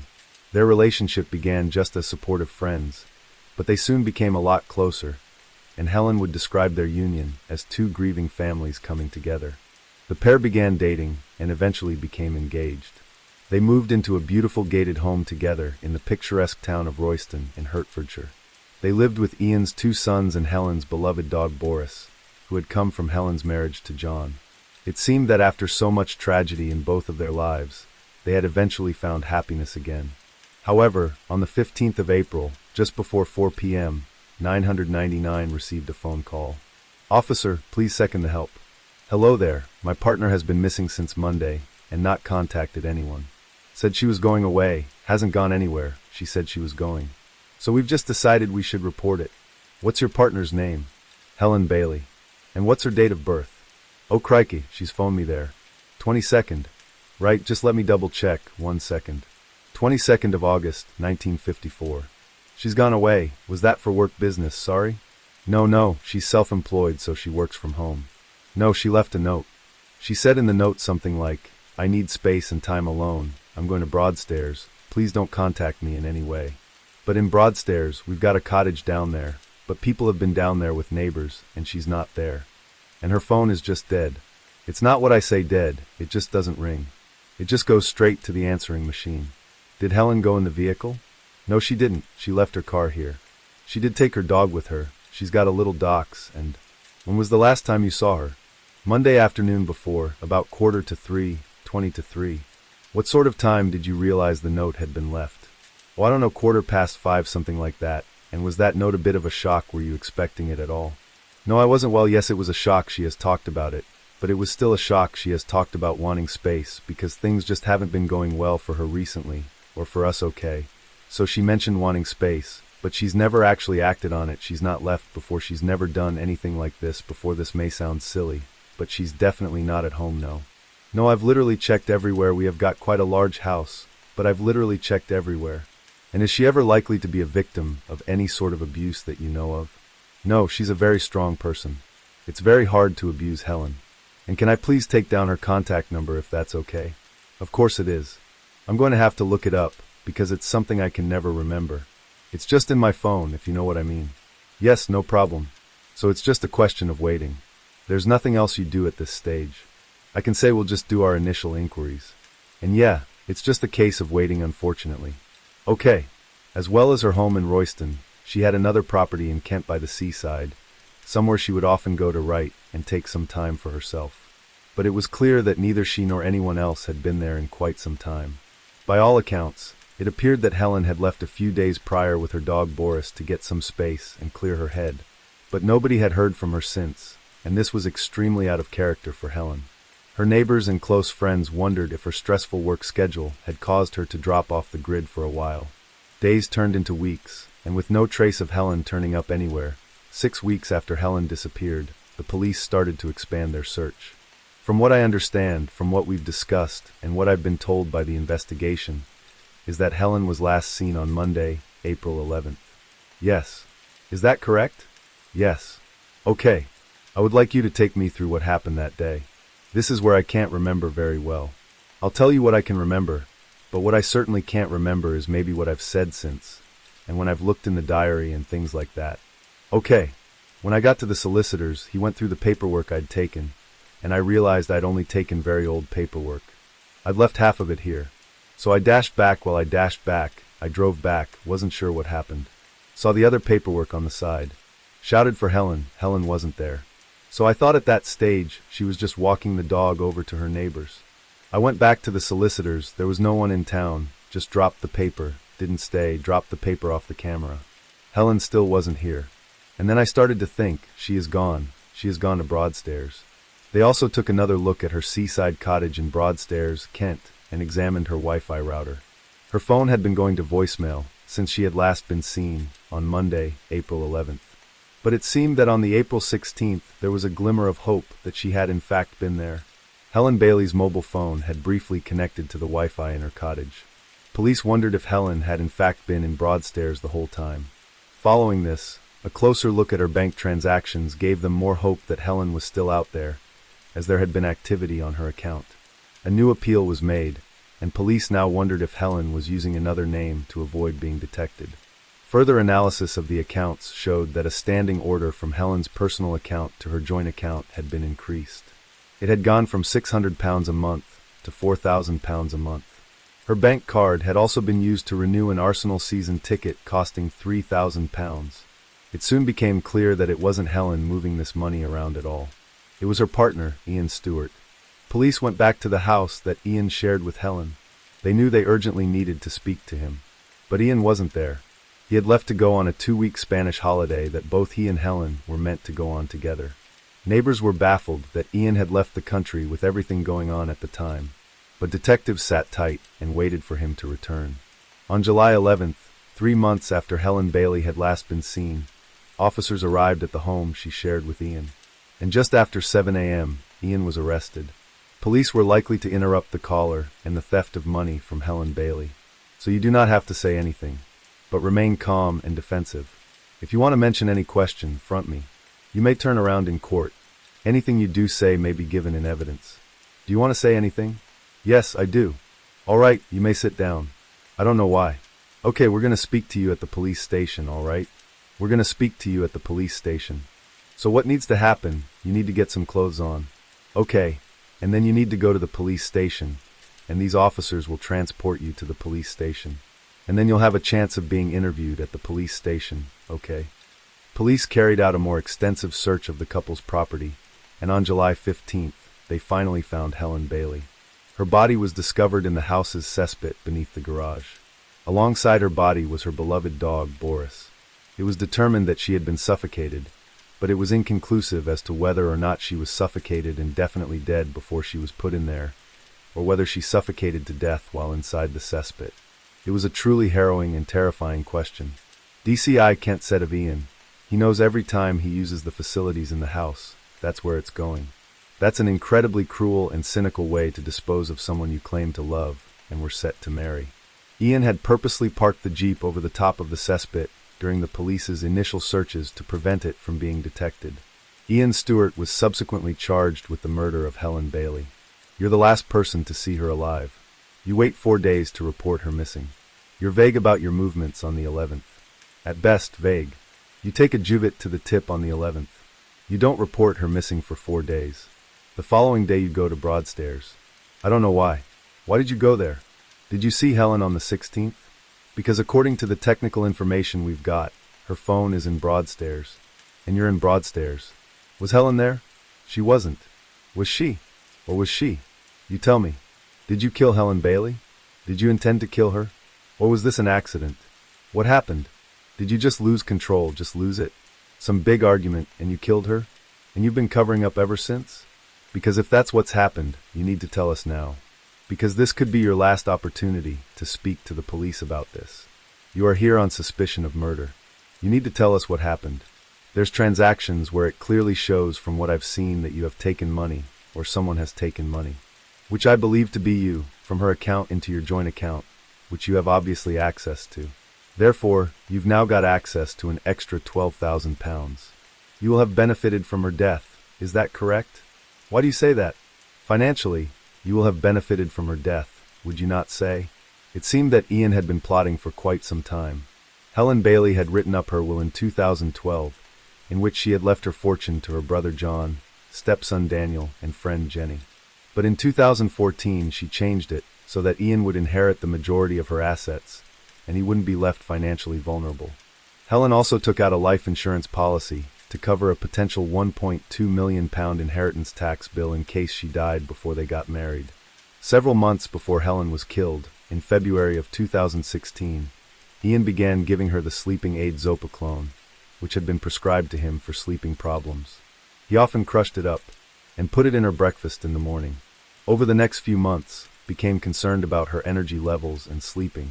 She made several internet searches that included "Why do I keep falling asleep?" and "falling asleep in the afternoon."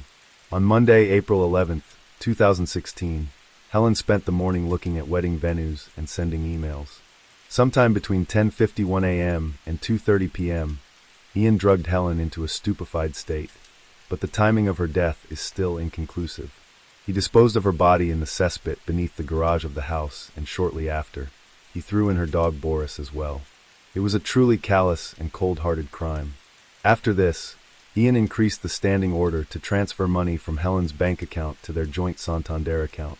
Ian was supposed to visit the doctor's surgery just before 3 p.m., but he phoned the GP and said he was having car trouble and asked to rearrange his appointment for later on. After he visited the GP, he was caught on camera making a trip to the refuse center to dispose of a juvie. Following this, he met with Helen's solicitor and tried to hastily push through the sale of one of Helen's houses. Helen's solicitor described him as quite aggressive. He refused to discuss the matter any further on the basis that Helen wasn't present. That evening, Ian went to watch his son play bowls before buying a Chinese takeaway for them both.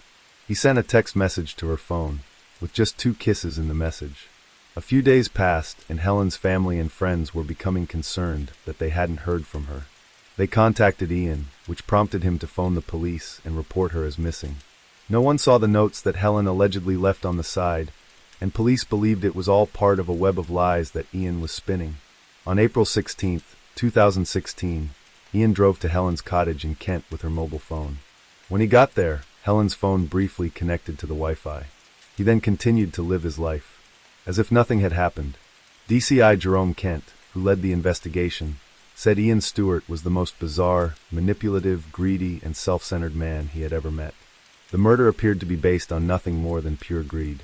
In January of 2017, the trial of Ian Stewart began. In his own defense, Ian Stewart claimed that Helen and her dog Boris had been kidnapped on April 11, 2016, by 2 men called Nick and Joe. He said he hadn't told the police about this to keep Helen safe, but the elusive Nick and Joe demanded £500,000 in ransom money. Said he spoke to Helen for the last time on a phone belonging to one of the men on April 15th. Following this claim, Ian was presented with 2 men in court. The prosecution believed that they had found the men that Ian had based the descriptions of the kidnappers on. Nick Cook was Stewart's next-door neighbor and Joe Capullo, who Ian had known for several years prior in his old home. Ian admitted to knowing both the men, but said they didn't match the description of the kidnappers. Several of Helen's neighbors gave evidence that they had seen Helen walking Boris on the day she disappeared. Another witness claimed that he saw Helen in Broadstairs near her cottage.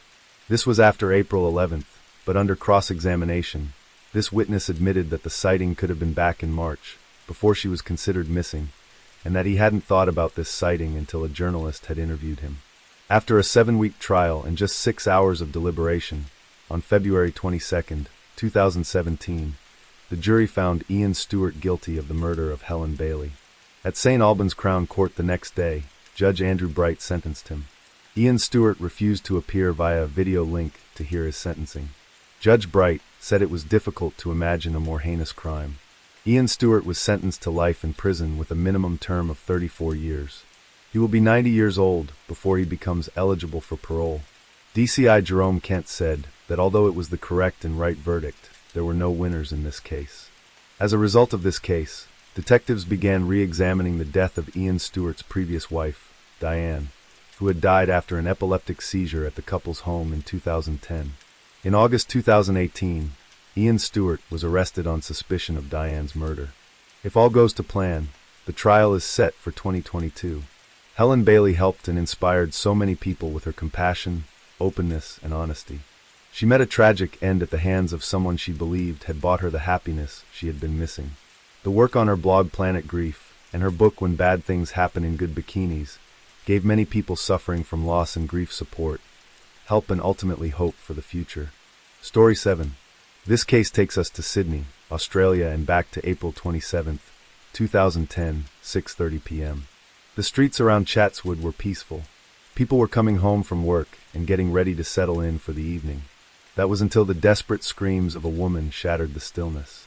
A couple walking their dog along Holland Street went over to investigate. They saw a man wearing a green hooded jacket and carrying a backpack, running away from the house the screaming had come from. They had tried to challenge him, but he quickly ran off and disappeared. As the couple moved closer to the house, they found a woman on the veranda. She had suffered horrific injuries, and it was clear that nothing could be done to save her. Michelle Beats had been murdered on her own doorstep. Michelle had just arrived home from work at the Royal North Shore Hospital. She had been born in New Zealand and attended Epsom Girls Grammar School in Auckland and later worked in the heart department at Green Lane Hospital. Since moving to Sydney, she had worked in the emergency department at Royal North Shore Hospital for 25 years, and the past 10 years had been as a nurse unit manager. As with all jobs in healthcare, it was extremely hard and stressful. It was long hours with massive workloads, but Michelle took it all in her stride. She was described as quiet and reserved, but she didn't take nonsense from anyone. Michelle was very popular and well respected amongst her peers. This was what made the news of her murder so hard to process. Who on earth would want to hurt her, and hurt her so violently? Police thought maybe she had disturbed someone robbing her house, but this theory was quickly shot down. The electricity to her house had been cut off deliberately at a junction box by the front door. This meant that both the outdoor sensor light and the alarm system to the property had been disabled. Her shed door also appeared to have been tampered with. She had been ambushed in a planned attack. Her throat had been cut, and she had been stabbed multiple times in her chest, head and throat, before being left to bleed to death on her veranda. The police began looking into the personal records of staff members at the hospital. Michelle had reported drugs being stolen, and a member of staff had been fired as a result. Maybe a disgruntled former colleague would have a clue. More than 20 markers led away from the property, heading along the footpath in the direction of Johnson Street. It was reported that they indicated the path her killer had taken as he ran away. The police also appealed for the public's help in tracking down this man. Michelle's day had been a typical one. She had gone to work and then stopped to get groceries on the way back to the home she shared with her partner David, who was very quickly ruled out as being involved. Chatswood was a low-crime area. It was a safe neighborhood, so people were understandably stunned and very frightened. And for her colleagues at the hospital, they were completely crushed. New South Wales Health called her a valued and esteemed colleague, friend, and mentor. She was an exemplary nurse, a dear friend and teammate. We are devastated by her loss. Dr. Robert Day, the deputy director of the emergency department she worked in, said the department had lost a friend and leader. There was speculation that a patient with mental health problems had killed her, but the police were quick to dispute that. That is not correct, Superintendent Terrence Dalton said. It's an ongoing homicide investigation. Police are looking into the victimology of the victim, which includes looking into her complete background, everything about her. A number of her work colleagues have been interviewed thus far. Statements have been taken, her family have been spoken to, and the police will continue along those lines of inquiry. They also shut down rumors that David was in protective custody. On the night she was killed, she was due to have dinner with David and an old friend, Franz, someone she had grown up with. Franz was over in Australia for a dragon boat racing competition, and they had arranged to meet up and have a long overdue catch-up. He would cancel the dinner and return to New Zealand, and he was left in total shock when he found out what had happened to his friend. The gruesome way she died is unbelievable, he said. In speaking to people, one name had come up. Michelle had told people she worked with at the hospital that a man had been starting to freak her out, 48-year-old Walter Marsh. Walter Marsh was a former U.S. Marine. He had worked at the Royal North Shore Hospital with Michelle. He had arrived in Sydney in February the previous year and had a 12-month contract with the hospital. He said that he could remember seeing Michelle a few times while he worked there, but he said they hadn't fallen out or anything of the sort. But upon digging further, this didn't appear to be true. He had been on a 12-month contract, but in early 2010, this hadn't been renewed. He blamed Michelle for this. He believed that she had given him bad references, which stopped him from finding further employment. He needed a job to be able to stay in Australia.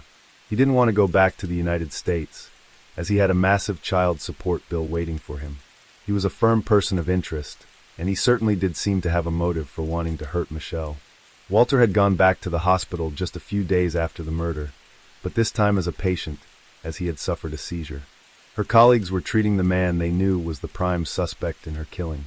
Even though his name and identity were not being released at this point, he did continue to speak to the media, who blurred his face. He denied any involvement. Did you kill Michelle Bates? No. He said he liked Michelle, and he enjoyed the people he worked with. I enjoyed the eclectic mix of personalities, and thought we all got along wonderfully, he said. He added that he thought he was being targeted, because he was not Australian. He was adamant that he was innocent. He said the police had made up their minds that he was involved, but he had nothing to do with it. I'm not a killer, and I certainly would never harm a woman, he said. The police think that just because I have a military background, that I am a killer. I'm not.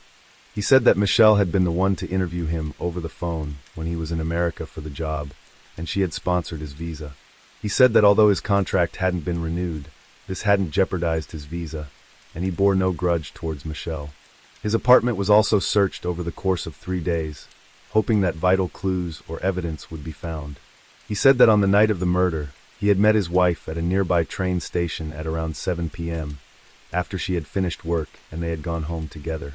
But how did he account for the fact that there was CCTV footage of him throwing a backpack away into a bin at a local shopping center?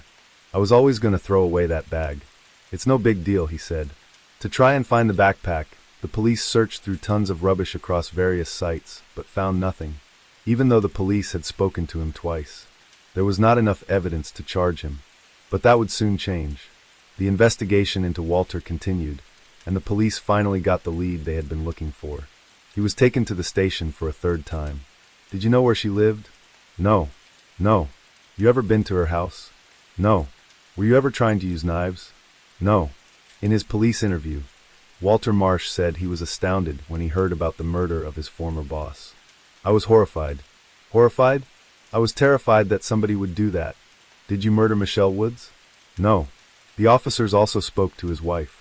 She said that on the night of the murder, just half an hour after the fact, he had said to her, I did it. It's done. The bitch is gone. No more bad references.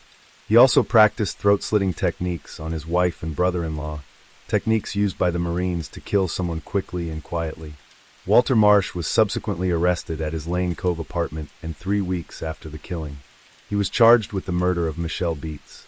He was refused bail. A former U.S. Marine will stand trial for the murder of Michelle Bates. Walter Marsh is accused of killing the nursing manager with a knife at her Chatswood home in April. His wife and brother-in-law gave evidence against him at a committal hearing. They said he practiced his knife technique at home and hated his former boss. A magistrate today referred the case to trial in the Supreme Court. Michelle's brother Marty said the news of him being charged was fantastic.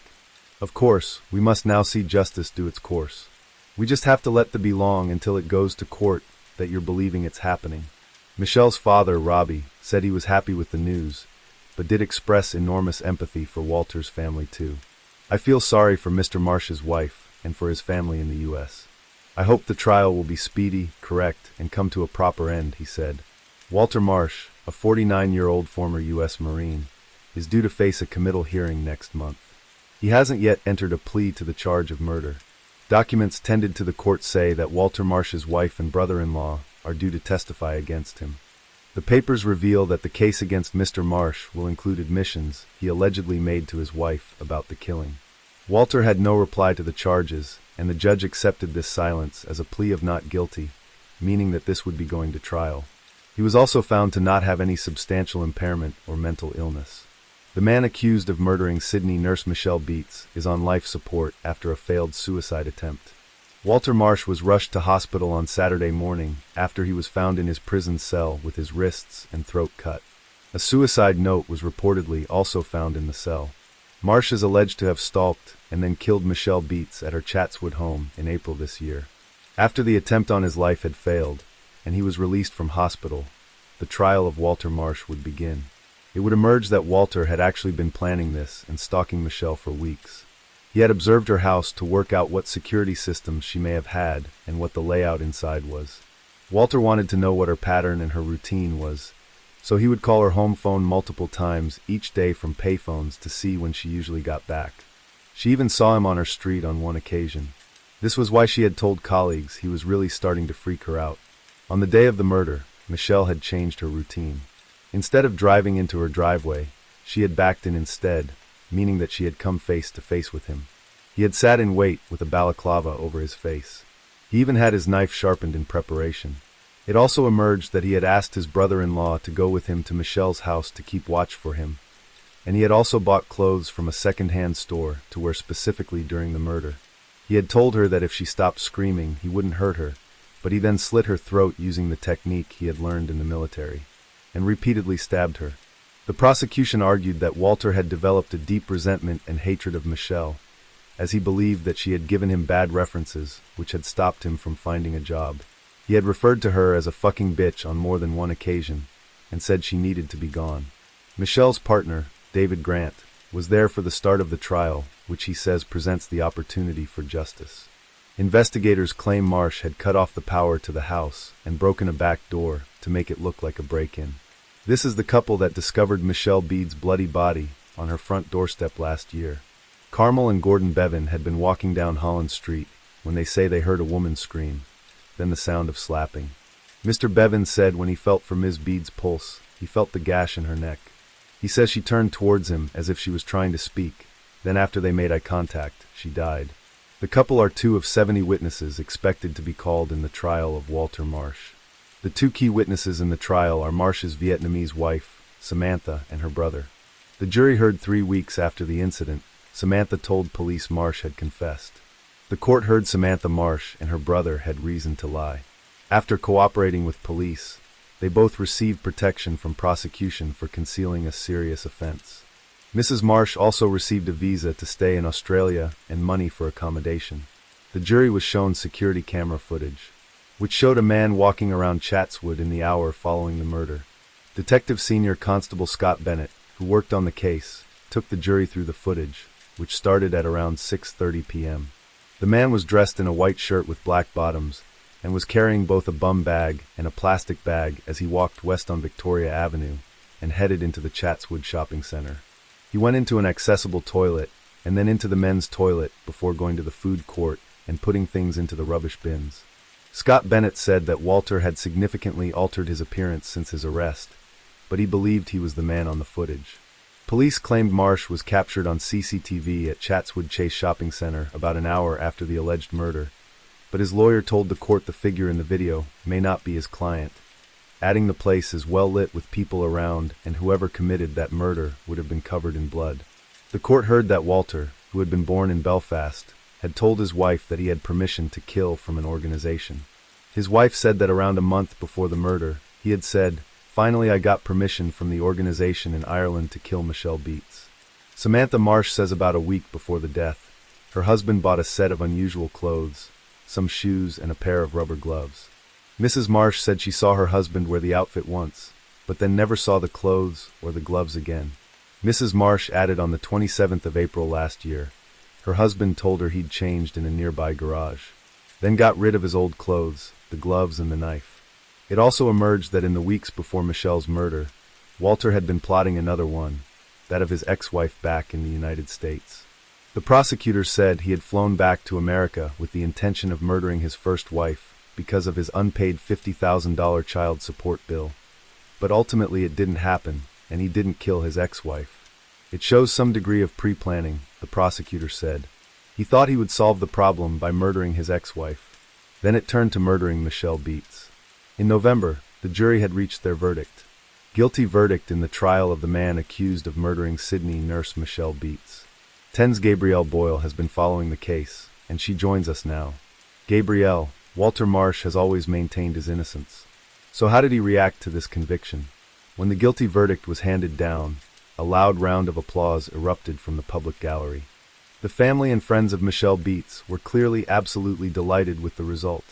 It has to be said, though, the reaction of the murderer was quite bizarre to say the very least. He smiled, he giggled, he joked with his lawyer, he acted very casual, he took repeated sips of water, sat back in the dock and looked very relaxed. As he was led away to his cell, interestingly, he made a tut-tut-toot-tang motion to the victim's friends and family. What exactly that was meant to mean, perhaps we will never know. After an unimaginable loss, a small measure of relief for the family and friends of Michelle Beats.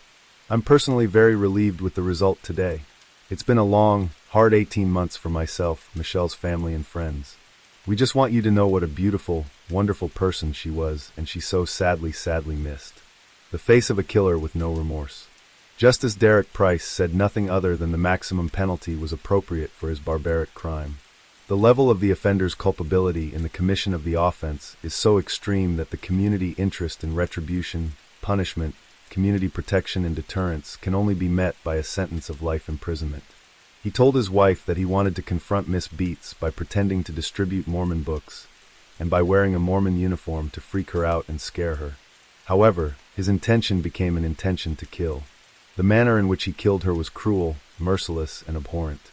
The offender's crime falls within the worst category of murder. I'm just happy that he's off the streets and, can't cause any more harm to anyone else. I agree with Justice Price that it certainly was in the worst category. It's unclear if Walter Marsh was even listening to what was being said inside court. He ignored a request by the judge for him to stand for his final sentence and had to be prompted by his lawyer. Marsh could appeal against the severity of his sentence. But David Grant says he hopes today's judgment will see any such challenge fail. Carl Herr, ABC News, Sydney. This wasn't just a victory for her family, but also for the police who would help bring him to justice.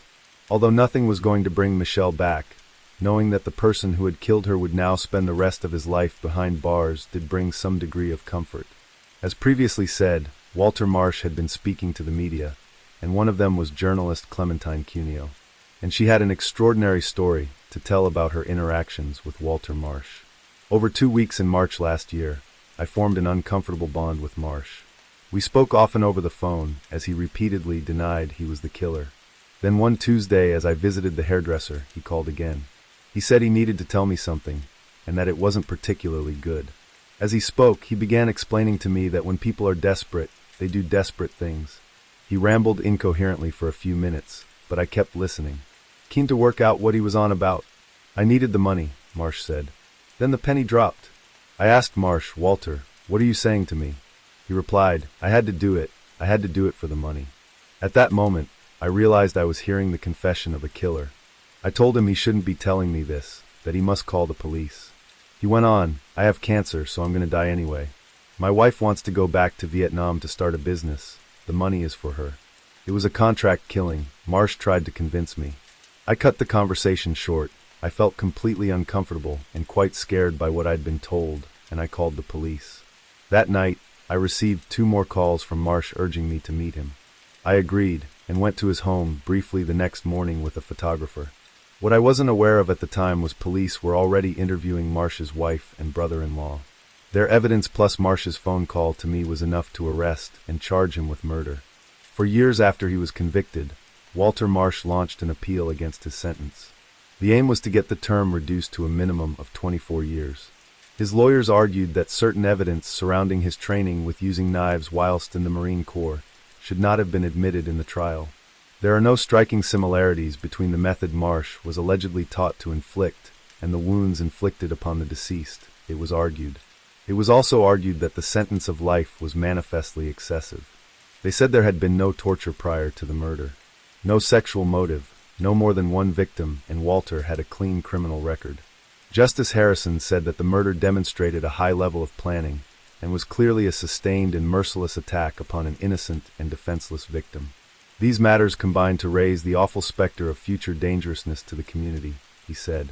For those reasons, the appeal was rejected and the original sentence stood. Speaking outside court, David said he was relieved by the outcome. April 2020, 59-year-old Walter Marsh was found dead in his cell at Lithgow Correctional Center. He was found at 8:20 a.m., and no cause of death was immediately given. But it was later reported he had taken his own life.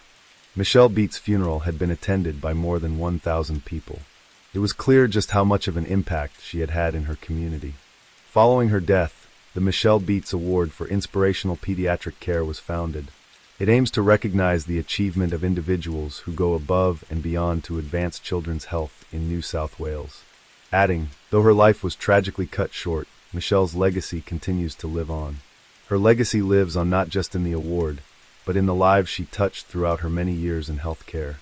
Every patient she cared for, every colleague she supported and helped, every act of kindness and selflessness she displayed, they are echoes of a life spent in service to others. And while justice was done and may bring some degree of peace, it is her compassion, her dedication, and her humanity that continue to endure.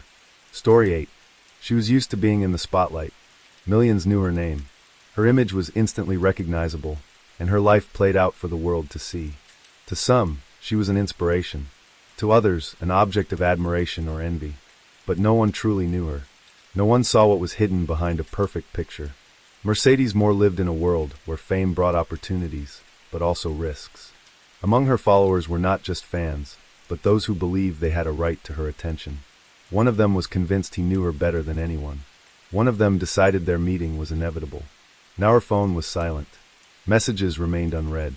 From the outside, everything looked the same, but inside, a nightmare was unfolding. Janae Gagne was born in 1987 in Los Angeles to Mark and Janetta Gagne. Her parents were known for their discipline and structure, traits shaped by their military background. They met while serving in the armed forces, but after getting married, they decided to leave that life behind and focus on building a business. Their ultimate goal was to open a restaurant, which later became their life's work. Janae was the eldest child, and in time, she became the older sister to two younger girls. She maintained a warm and trusting relationship with them. Her parents raised their daughters in an environment of discipline, but without excessive strictness. They instilled a sense of responsibility, while also encouraging independence and initiative. This approach shaped Janae's entrepreneurial mindset from a young age. From early childhood, she was energetic, curious, and had an easy way with people. Her outgoing nature kept her in the center of attention, and her natural charm and confidence made her popular among her peers. She was persistent. Once she set her mind on something, she wouldn't stop until she achieved it. At 12, Janae found a way to earn her own money. She set up a small makeshift studio for braiding hair in the garage of her family's home. At first, her clients were just friends and classmates, but soon word spread through the neighborhood. Before long, women lined up in the evenings, eager to get her signature braids. This small business gave Janae her first taste of financial independence, but her carefree childhood came to an abrupt end when she turned 14. Her parents decided to separate, and the divorce was anything but smooth. Conflicts and arguments followed, leaving a lasting impact on Janae. In the end, her father moved to Texas, a decision that shook her to her core. She remained in Los Angeles with her mother and sisters, but now her life was split between two worlds. Part of her time was spent with her mother, the other with her father, regularly traveling back and forth between states. This period had a profound impact on her personality. She became more short-tempered, withdrawn, and sharp in her responses. Her school performance declined, and tensions with her mother escalated. To her parents, it seemed like typical teenage rebellion. But in reality, Janae was struggling to cope with the breakdown of her family. Over time, the strain in her relationship with her parents began to ease. As she grew older, Janae was able to accept the situation and establish a new dynamic with both her mother and father. Gradually, she regained her balance, rekindled her energetic spirit, and once again earned the respect and admiration of those around her. By the time she graduated high school, Janae was determined to be successful in life, though she hadn't yet figured out exactly how. She completed her education with solid grades and enrolled in college, planning to pursue a career in dentistry. But fate had something else in store for her. After high school, Janae entered college with the goal of becoming a dental assistant.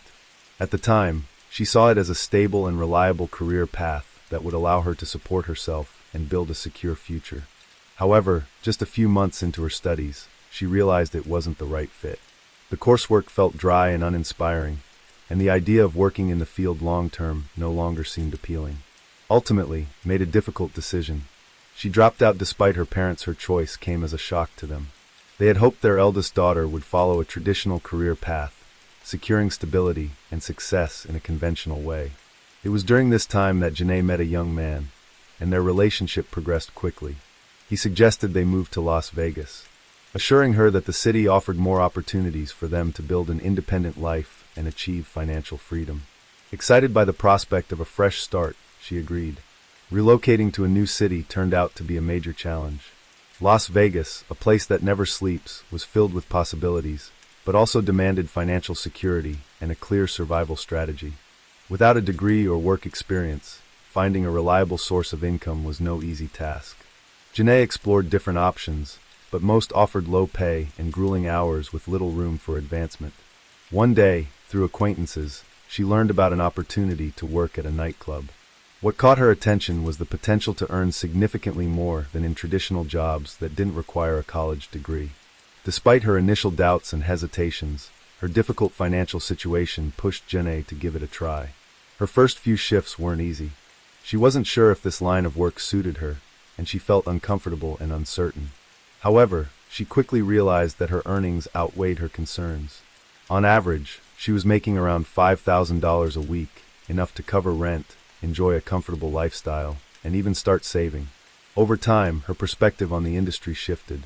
What had initially seemed like a temporary solution gradually became an intentional career move. She started to see that working in the entertainment industry wasn't just about making money. It was also a way to build valuable connections. Many club patrons were wealthy individuals, celebrities from the music and sports industries, and successful entrepreneurs. Janae observed how other women in her field used their work as a stepping stone to bigger opportunities. However, her family reacted negatively to her decision. When her parents found out what she was doing, it caused tension and disappointment. They couldn't accept the fact that Janae had turned away from a traditional career path in favor of a profession they viewed as questionable. Disagreements on the topic led to frequent conflicts, straining their relationship.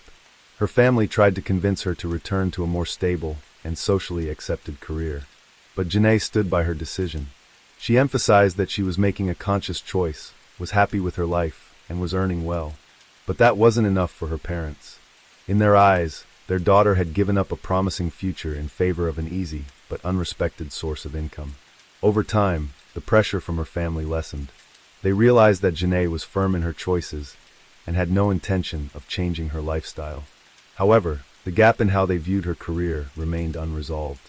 For Janae, this period was a turning point. She had gained financial independence and confidence in herself, allowing her to shape her future on her own terms. Now she had access to opportunities she never had before, marking the beginning of her rise to broader recognition. While working in the entertainment industry, Janae understood that in order to advance, needed to create a striking and memorable image. It was during this time that she came up with the stage name Mercedes Moore. The new name had to sound bold, command attention, and set her apart from others. The experience she gained in her early nightclub jobs helped her develop a strategy for building her personal brand. She focused on working in venues that attracted a wealthier clientele, where the pay was higher and the networking opportunities were greater. Gradually, began receiving invitations to exclusive establishments in Las Vegas. These high-end clubs were known for their elite atmosphere, often frequented by well-known public figures. Working in these exclusive venues opened new doors for Janae. She started meeting wealthy and influential people, and soon received invitations to private events. Over time, her social circle expanded to include well-known public figures. These connections helped her realize that she could use her appearance, lifestyle, and network to attract a larger audience.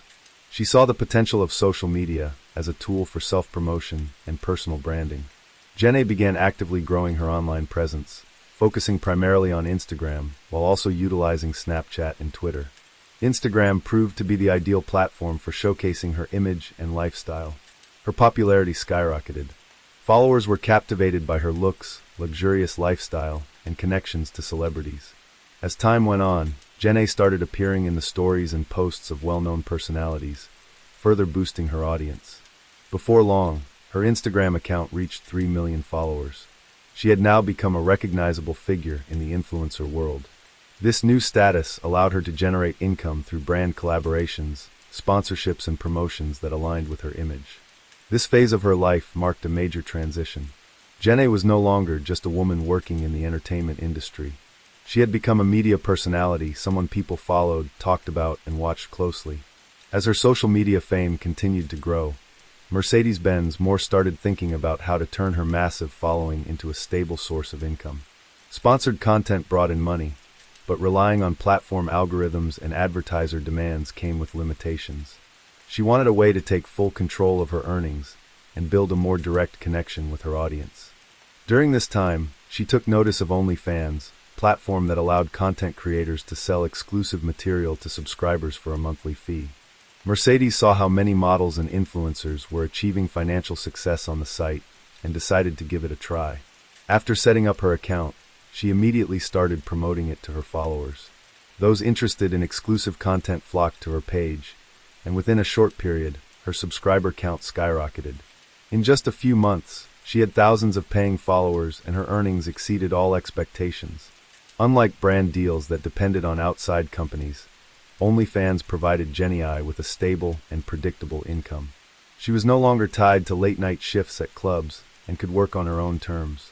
Financial independence allowed her to make decisions that once seemed out of reach. As her earnings grew, Janae was able to completely step away from the entertainment industry. Her primary source of income was now online. She created content, managed her social media presence, and built her personal brand. Leaving the club scene was a conscious and significant decision for her. She no longer wanted to depend on clients, rigid schedules, or the demands of a nightlife-driven career. This newfound stability also had a positive impact on her personal life. Around this time, she began a relationship with a man who was not involved in show business or the entertainment world. He preferred to stay out of the public eye, and their relationship developed a way for media attention and fan speculation. Those close to Mercedes noted that she seemed calmer and more self-assured. She could now afford to live in a private, upscale community, travel freely, and pursue projects that genuinely excited her. She had plans to launch her own clothing line and expand her personal brand. On the surface, this chapter of her life appeared to be her most successful. Financial independence, personal happiness, and a thriving social media career. However, as her popularity grew, so did unforeseen dangers that she had underestimated. Among her millions of followers were not just devoted fans, but also individuals whose unhealthy obsession could lead to serious consequences. The first warning signs came when personal details started appearing in the comments under her posts. Strangers mentioned neighborhoods where she lived and listed places she frequently visited. At first, it seemed like a coincidence, but soon, things spiraled out of control. One user went as far as publicly posting her home address. This quickly became a serious problem. Soon after, containing threats, inappropriate requests, and persistent demands for meetings began flooding her inbox. And then, strangers started showing up at her house. Some arrived with gifts, hoping to get her attention. Others simply stood outside her gates, waiting for her. In some instances, people even rang her doorbell, asking to be let in. Initially, she dismissed these incidents as isolated events. But the situation kept escalating. Unknown individuals began lurking near her residence, waiting by her parking area and following her movements. She started noticing the same cars parked nearby at different times of the day. Her lifestyle changed. She started going out less and became more cautious with her social media posts. Janae no longer tagged her location, avoided showing details of her home's interior, and took extra steps to prevent anyone from figuring out where she lived. The sense of security she once had was gone. Now, every knock at the door made her anxious, and unexpected noises put her on edge. At some point, Janae realized she couldn't continue living this way. She made the decision to move to a gated community in Houston. It seemed like the safest option: secured entry, surveillance cameras, and on-site security. Her new home was supposed to be her sanctuary, a place where no one could reach her without permission. It felt like this step would finally put an end to the unwanted attention. But even the highest fences couldn't protect her from what was about to happen.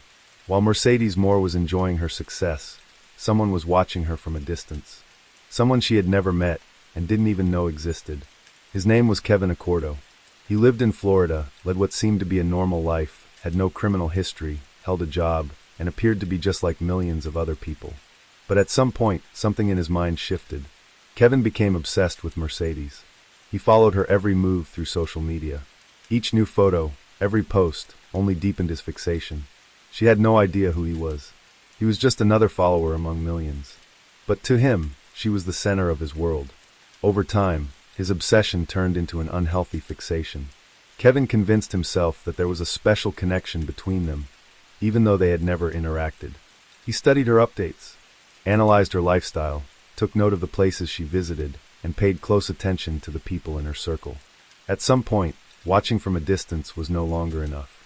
He decided he had to meet her. Kevin started looking for ways to find out where Mercedes lived. Even though she was careful not to share her exact location, small details in her posts gave him clues. He examined the backgrounds of her photos, compared interior elements to real estate listings, and combed through comments from followers, all in an attempt to pinpoint her address. The turning point came with one of her final posts.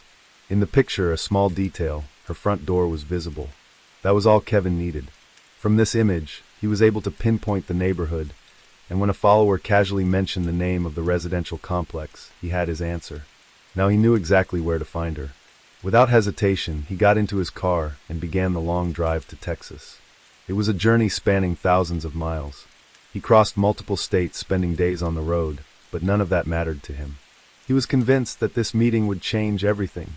When Kevin Accordo arrived in Houston, his main goal was to get inside the gated community where Mercedes Moore lived. The area was secured with controlled access and on-site security. However, he managed to bypass these protections. According to law enforcement, he may have slipped in behind a resident's vehicle as they entered the complex, or posed as a delivery driver to avoid suspicion. Surveillance footage captured him several times walking near her home, suggesting he was surveying the area before making his move. There were no signs of forced entry. The windows remained intact, the door was undamaged, leading investigators to believe that he may have waited for Mercedes at the entrance and forced his way in as she opened the door. Another possibility was that he had learned of a scheduled package delivery and used it as an excuse to get her to open up. Once he was inside, the situation took a deadly turn. The attack was swift and violent. The evidence suggested that Mercedes fought back with everything she had. Blood stains on the walls, floor, and furniture painted a picture of a desperate struggle.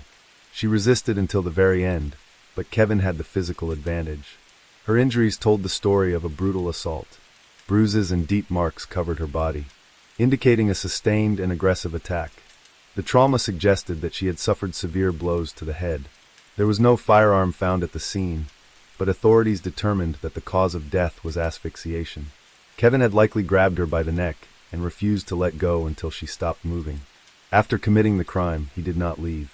He stayed inside the apartment for 3 days. For 72 hours, he lived in the home of the person he had taken from this world. He slept in Mercedes' bed, ate from her refrigerator, and used her personal belongings. His fingerprints were everywhere. His presence was imprinted in every room.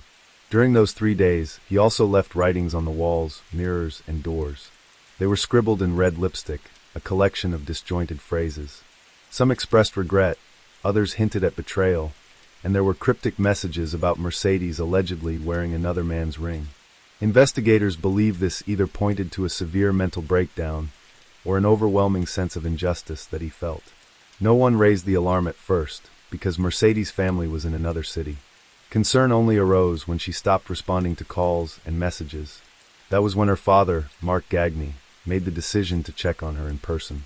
Arriving at her home on the evening of August 29th, he immediately sensed that something was wrong.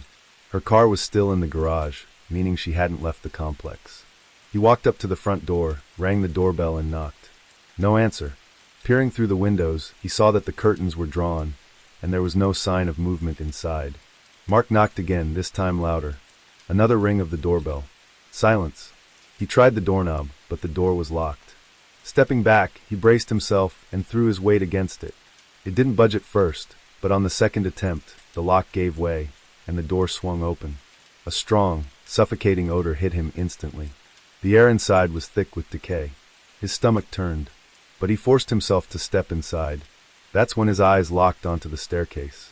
At the bottom, sprawled on the floor, was his daughter. Mark froze. Mercedes was lying face down, her body positioned unnaturally. Her clothing was stained with dried blood, her skin pale, her lips tinted with a bluish hue. Mark couldn't move, couldn't look away. Time itself seemed to stop. Then, suddenly, a dull noise came from upstairs. He snapped his head up. In the dim light of the second floor, he saw a figure collapsed on the ground. The man's body trembled slightly, but within seconds, he went still. Without hesitation, Mark ran up the stairs. Inside one of the rooms on the floor in a pool of blood lay a man with a knife lodged in his chest. He was still alive, but his eyes were already losing focus. Mark didn't recognize him. He had never seen this person before. Looking around, he noticed the same red writings covering the walls, mirrors, and doors. Lipstick scrawls, uneven and smeared, with erratic lettering that seemed to come from a deeply disturbed mind. Among the messages, "I'm sorry, I was deceived," she wore another man's ring. As Mark tried to process what he was seeing, the man on the floor took one final breath, and then he was gone. Police arrived just minutes after receiving the call. As investigators surveyed the scene, they identified the deceased as Kevin Accordo, a Florida resident with no prior criminal record and no history of legal trouble. It was confirmed that he had spent 3 days in the house after committing the crime. His actions suggested a deep psychological disturbance. He made no attempt to clean up the crime scene. He didn't try to escape. He simply waited. When the door opened and Mercedes' father stepped inside, Accordo realized his time was up. Knowing there was no way out, he grabbed a knife and inflicted a fatal wound to his own chest. Paramedics attempted to save him, but he passed away on the spot.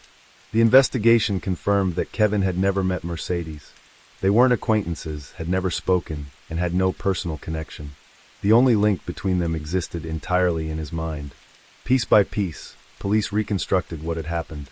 A man had stalked her through social media, tracked down her location, traveled thousands of miles to find her, broken into her home, taken her life, and then lived in her space as if she were still there. The truth was finally uncovered, but it changed nothing. As news of Mercedes Moore's tragic death made headlines, the public reaction was immediate.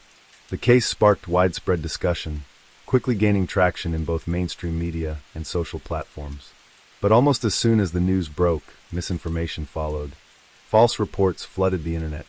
Some sources claimed her passing was due to an overdose of prohibited substances, while others stated she had died from COVID-19. Speculative articles circulated rumors about her health, suggesting she had a serious illness and that complications had led to her death. Then came an even more bizarre theory, one that alleged Mercedes had lost her life during an intimate encounter. This rumor gained traction after unverified claims surfaced about how her body had been found. None of these rumors were based on fact. Official sources quickly dismissed the false narratives, confirming that her death was a result of a premeditated crime linked to with the full picture now clear. Law enforcement had no further doubts. The perpetrator was gone. There would be no trial, no legal proceedings, and no sentence. Kevin Accordo had evaded justice by taking his own life, leaving Mercedes' family with an overwhelming sense of unfairness. For her loved ones, it meant that no one would be held accountable. There would be no conviction, no punishment that could bring even a fraction of closure. All that remained were scattered pieces of evidence, signs of struggle, the cryptic writings on the walls, and questions that would never be answered. Her family was devastated. Mark Gagne, her father, was the first to see her lifeless body. The trauma of that moment never left him. He spoke openly about how his mind constantly replayed that night, walking into his daughter's home and finding her gone. Her younger sisters lost more than a sibling. They lost their guiding figure, the person they looked up to. Her mother struggled to cope, crushed by the weight of what had happened. Despite their grief, the family made a decision. They would do everything they could to keep Mercedes' memory alive. Her father took to the media, speaking out about the dangers of stalking and the need for influencers to take their safety seriously. He wanted his daughter's story to serve as a warning to others.